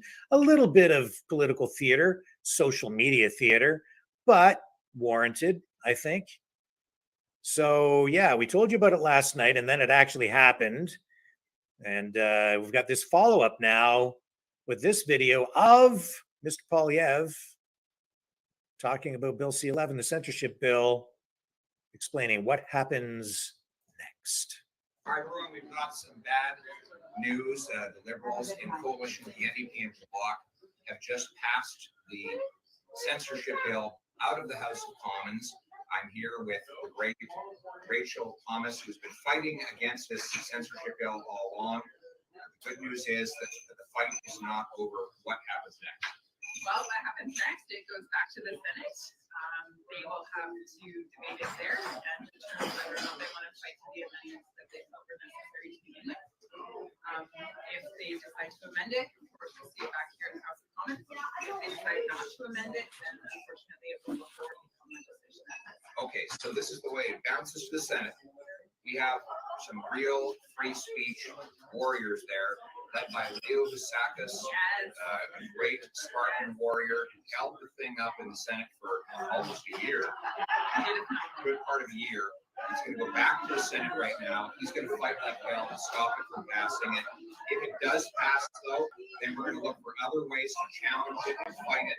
We're going to fight against the CRTC to make sure that we limit their ability to censor what you see and say online. And we're going to have some creative ideas to help you go around liberal censorship. One of them is by signing our petition now. Not only will that will add your voice to the fight for free speech, but it will allow us to go around the censorship and attack you correctly. What do you think? Yeah, absolutely. And I think it's important for Canadians to have a voice for women as well. They can be heard. Because we do know that this bill is all about censorship, and the government is putting control over the CRTC, and they're going to determine what gets listed, what doesn't, what gets seen, what doesn't, what gets heard, what doesn't. And they have to win. You can hear in the background a bunch of Bloc Québécois and NDP members celebrating the fact that they're going to be able to censor what you see and say online. This is the kind of sick thinking that we have among the three woke parties. They're celebrating that you're going to have a limited voice. The good news is we're going to fight back. We might lose the battle, but we're going to win the war for free speech in this country. We're going to put you back in charge of your life. We're going to make this the freest country on earth. It's the common sense of the common people united for our common home. Your home, my home, our home. Let's bring it home. So not over, not by a long shot. Still going to the Senate, but boy, that jamming it through and ending, like just stopping the debate on it, that not cool. We're getting dangerously close to having that censorship bill passed, and that will have a direct impact on what you are allowed to see, how the algorithms on the internet work, where programs like this will end up in the search rankings. They'll push us down even further. In fact, they're already doing a lot of that. They're making it more and more difficult to find this program online. They're hammering on us and all the independent media. If you're mainstream media, you get preferential treatment by the social media companies, and the government will compel the social media giants to do just that, push them up to page 1 on the search engine rankings, regardless. They'll prioritize that in the algorithm, give priority to the mainstream media and suppress the independents like this channel. So we'll have a direct impact on what we're doing here right now, tonight. So keep that in mind. We'll have to find ways to work around that. And of course, you can support what we're doing here by liking, sharing, and subscribing. That helps push us up in the algorithm. It forces the system to recognize us because it says, hey, a lot of people are liking this. A lot of people are watching and they like what they see. It tells their computer systems to push this channel up in the algorithm. So just by clicking the like button every time you watch on YouTube, it forces Google, their system, automatically to just give us a higher ranking. Subscribing, that helps as well. Hit the notification bell so that you receive notifications whenever we post new videos, although they don't always send them out because they try to suppress it that way too. But that's the way every independent media outlet is treated. But it does help. So if you would consider doing that, we'd greatly appreciate it. Also, look at subscribing over on Rumble. We're growing over there.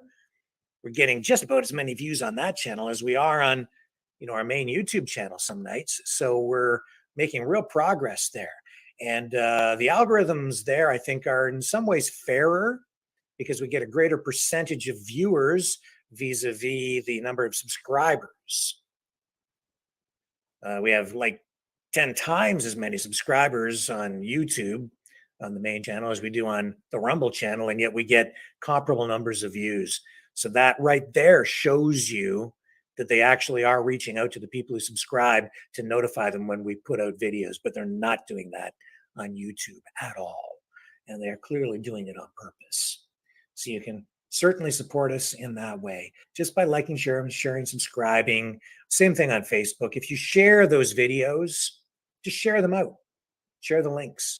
And that really helps. Just keep this platform active. And the other thing that we're doing here, I think within maybe even the next week, is we're going to put together a forum for people who have had the Kool-Aid in the arm. We're going to have at least one doctor, maybe others, on. I was having a discussion with a good friend today. We can help put that together. And it'll be a call-in show. We'll have a panel of people, including at least one, maybe more, one doctor, maybe other healthcare professionals, who will be able to give advice to people who have had the Kool-Aid, who are concerned about what it means for their health in the short and long term, and what they can do to minimize any possible effects from it, and what kind of protocols they might follow to ensure that they keep their health. You can also support us by donating at freedomreporters.com. That takes you straight to the PayPal page. That helps us immensely.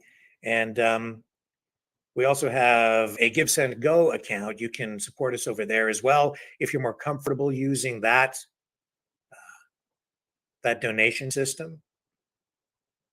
Certainly appreciate the support that we're getting. And of course, there is always the super chats. And we appreciate the support we get in there. And I think that forum will be extremely positive and well received. And I think it's something that,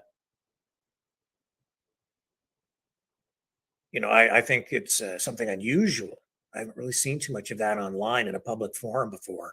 So we could probably get a lot of people involved. And I think that if we get professional advice on tap, it can actually help some folks. So we'll use the platform for that purpose as well. Look for that within the next week or so. What else do we have lined up for you this evening?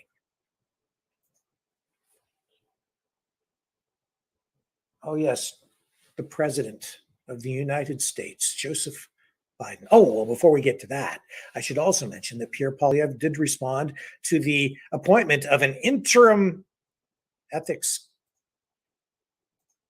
commissioner who has a direct tie to who else? The Prime Minister himself, Justin Trudeau. Here's Pierre Poilievre responding to that one. Here we go again. What do you think about that? The fact that the sister-in-law of Mr. LeBlanc has been chosen as the interim ethics commissioner? Well, Mr. LeBlanc, of course, was found guilty, just like his boss, Justin Trudeau, of violating the ethics law. And his solution to make sure he's not found guilty again is to name his sister-in-law. Maybe they can talk about liberal ethics violations around the Christmas table while they're eating turkey dinner as family members. This is the Liberal Party's become the family and friends party, where they name friends, family members to protect them from accountability for their corruption.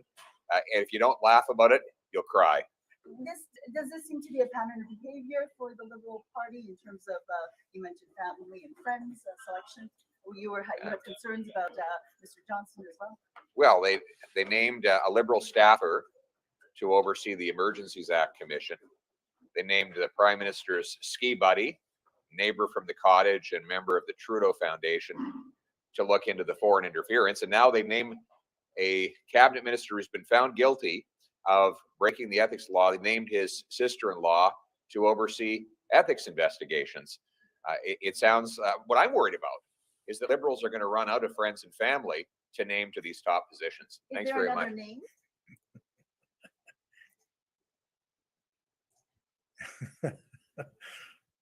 I'll say this, Pierre Poilievre, great speaker, witty, he's quick, he's a smart guy.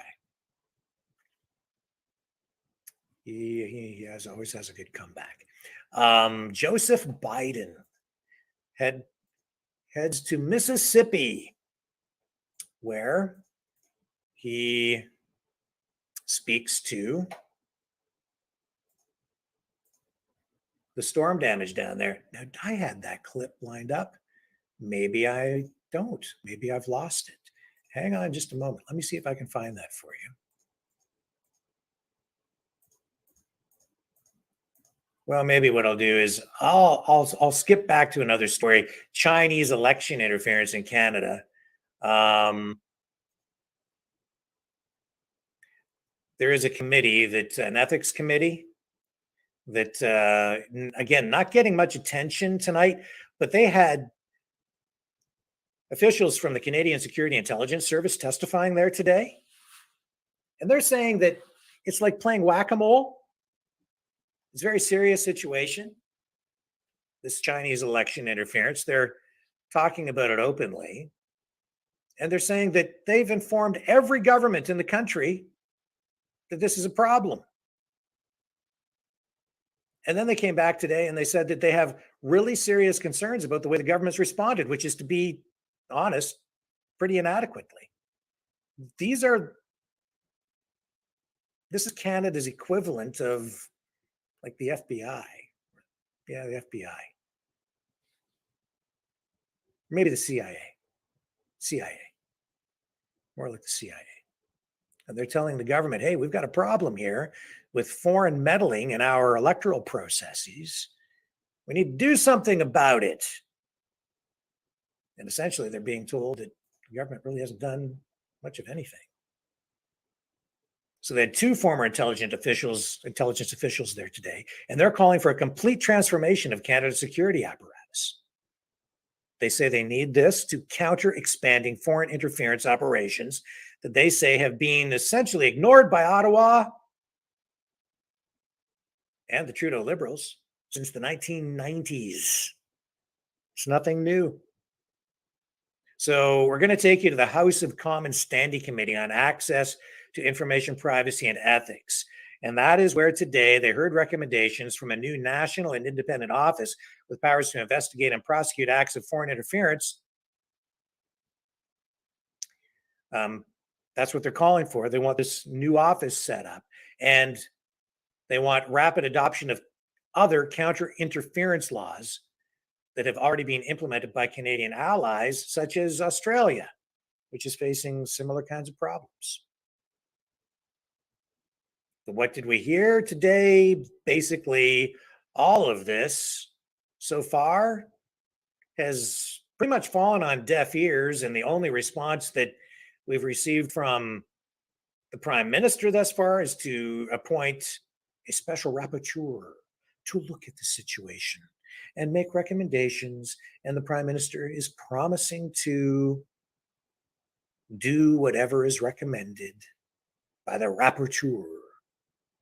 So if the rapporteur calls for a full-up inquiry or investigation, he says he'll do it.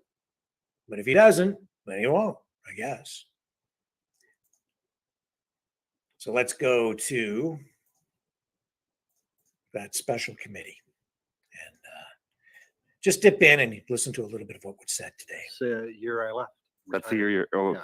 okay. I might have been, no, yeah, 2017, October 2017. Okay. So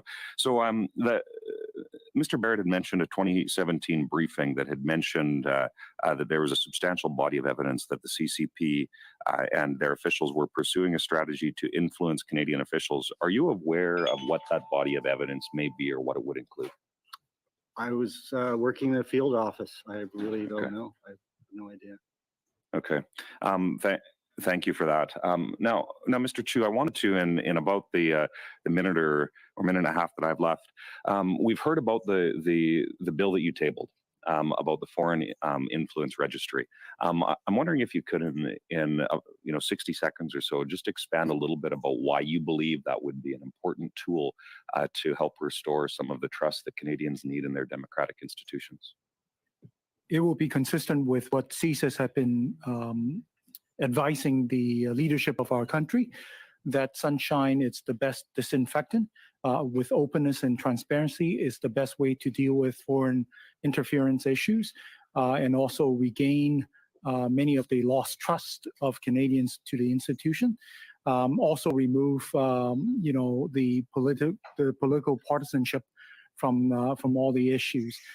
This information is used when it's most effective, when it's in the shadow, it's under the table, but also at the same time, by repeating itself, it's becoming more and more effective. And so by having a registry, allowing our society, the investigative journalist, to be able to look at that.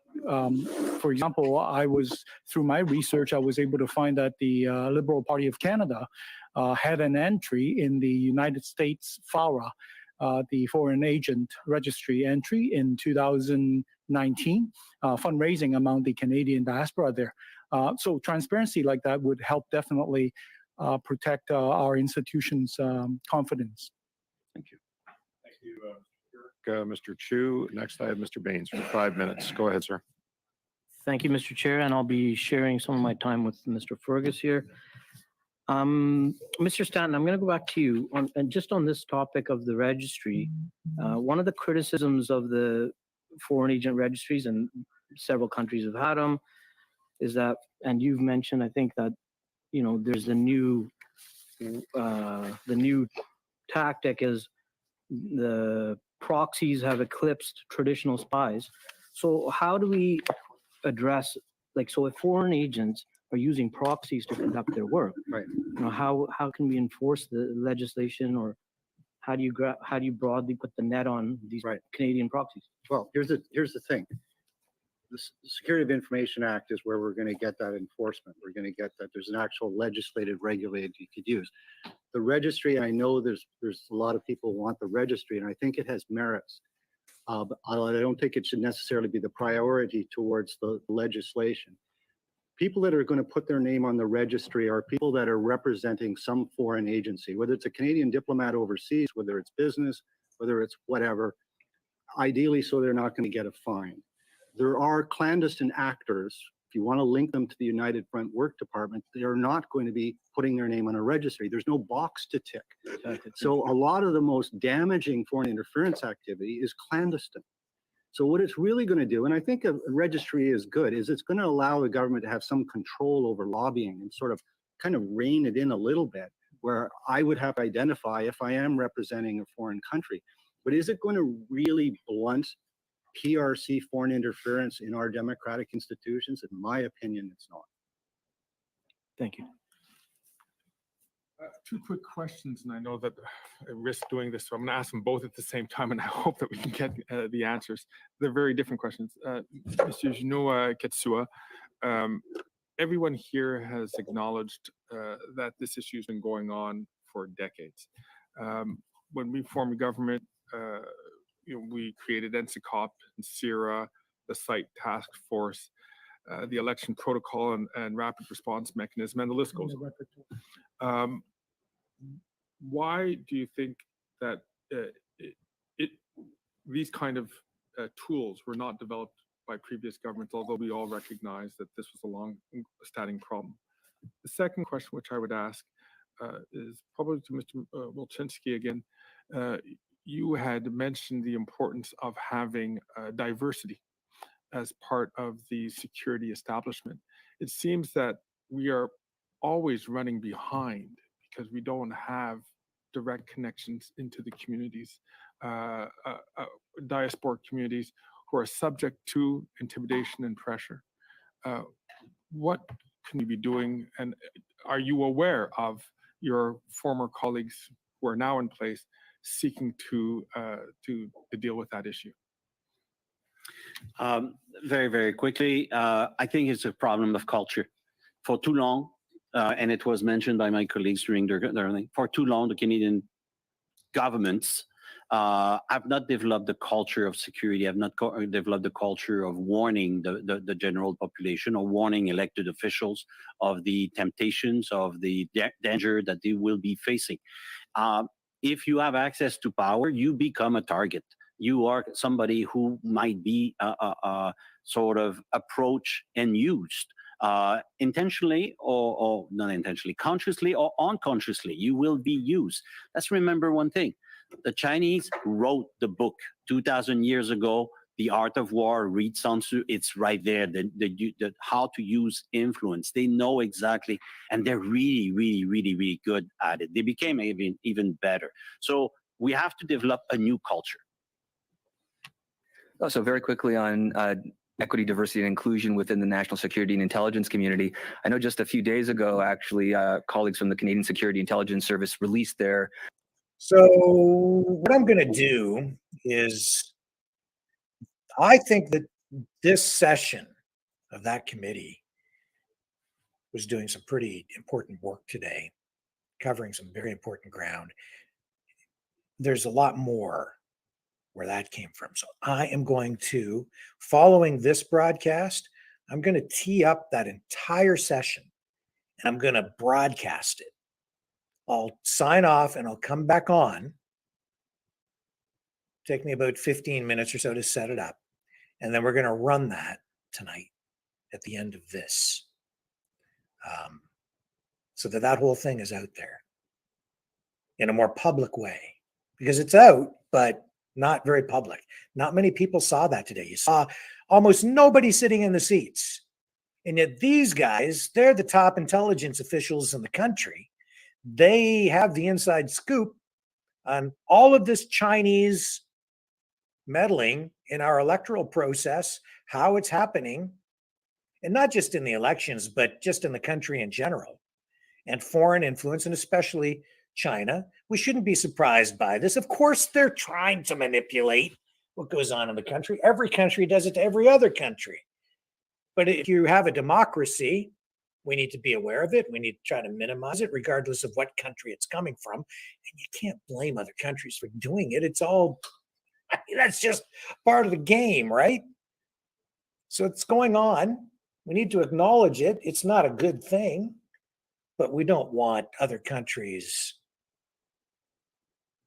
figuring out ways to undermine our democratic system. We want our votes to actually mean something, right? So I'm going to run it at the end of this so that we've got all of that out there. Yeah, but before we do that, Joe Biden, I've got his clip now.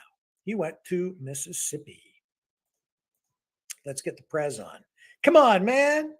Let's go listen to what Joe had to say.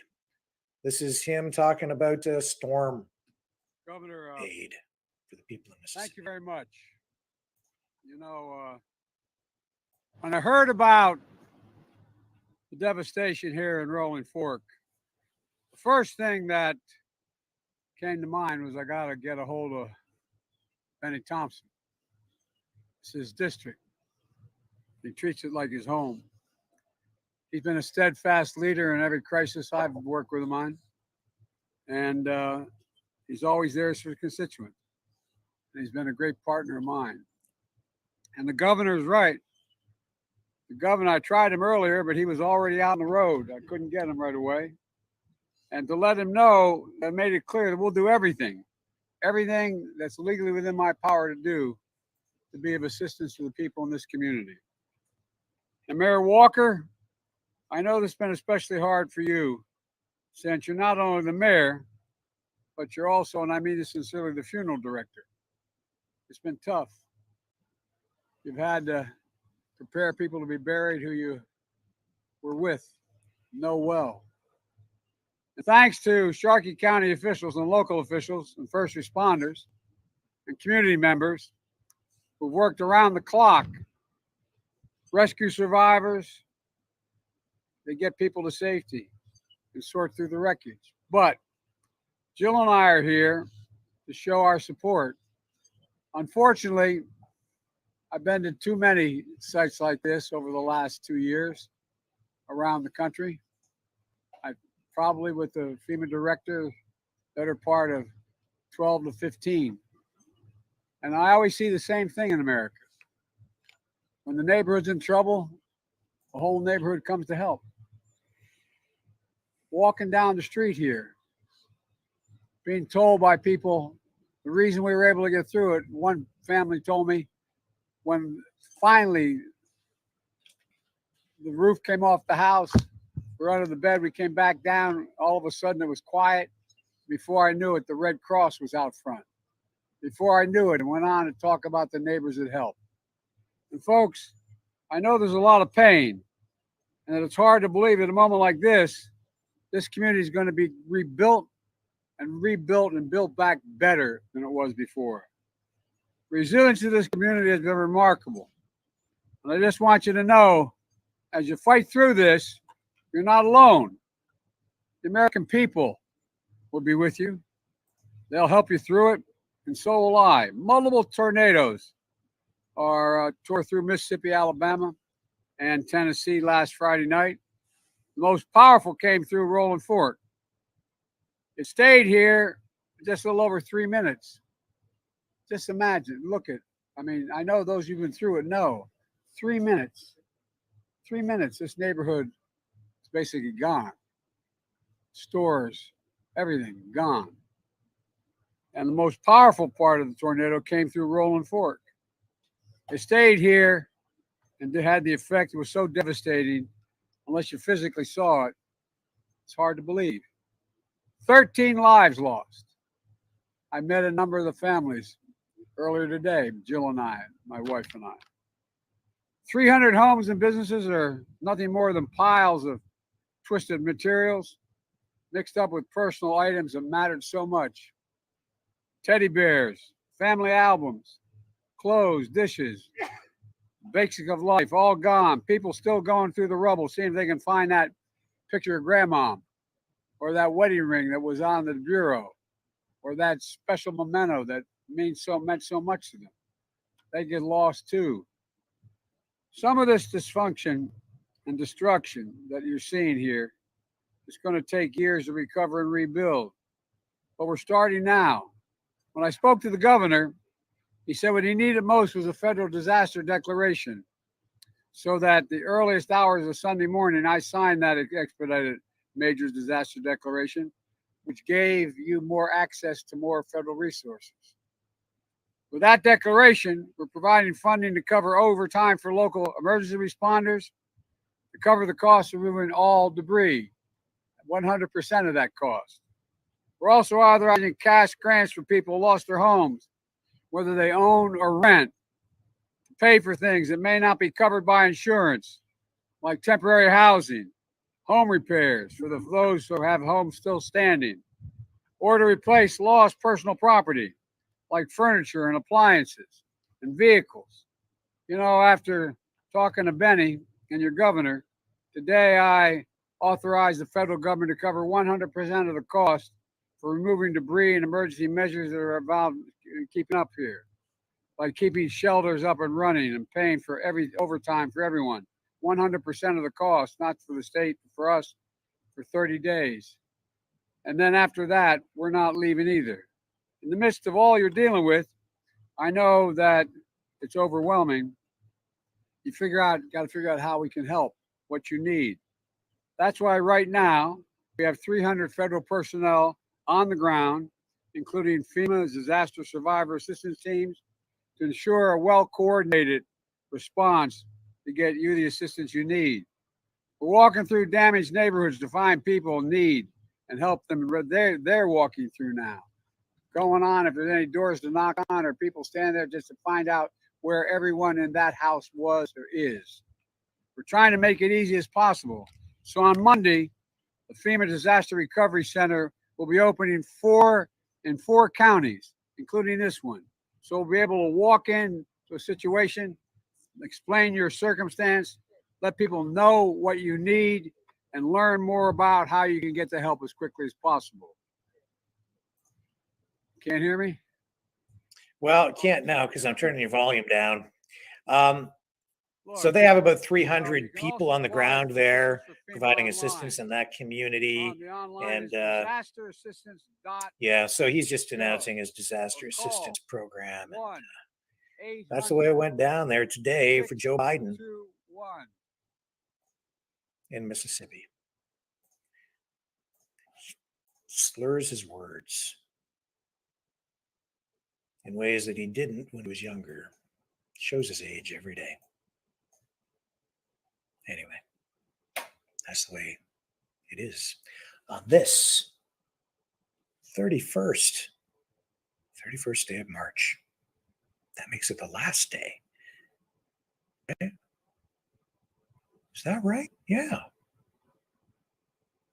Tomorrow, April 1st, April Fool's Day. Be careful out there.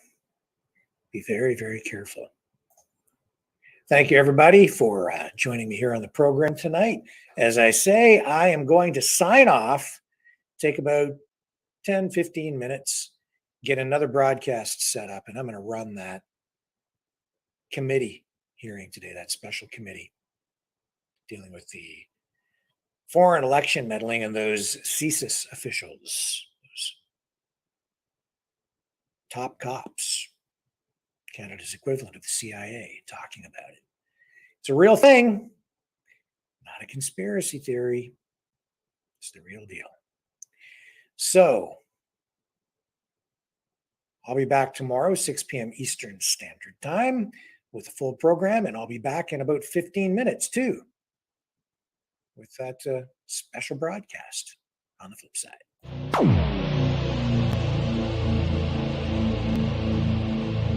This has been a Maverick Multimedia production.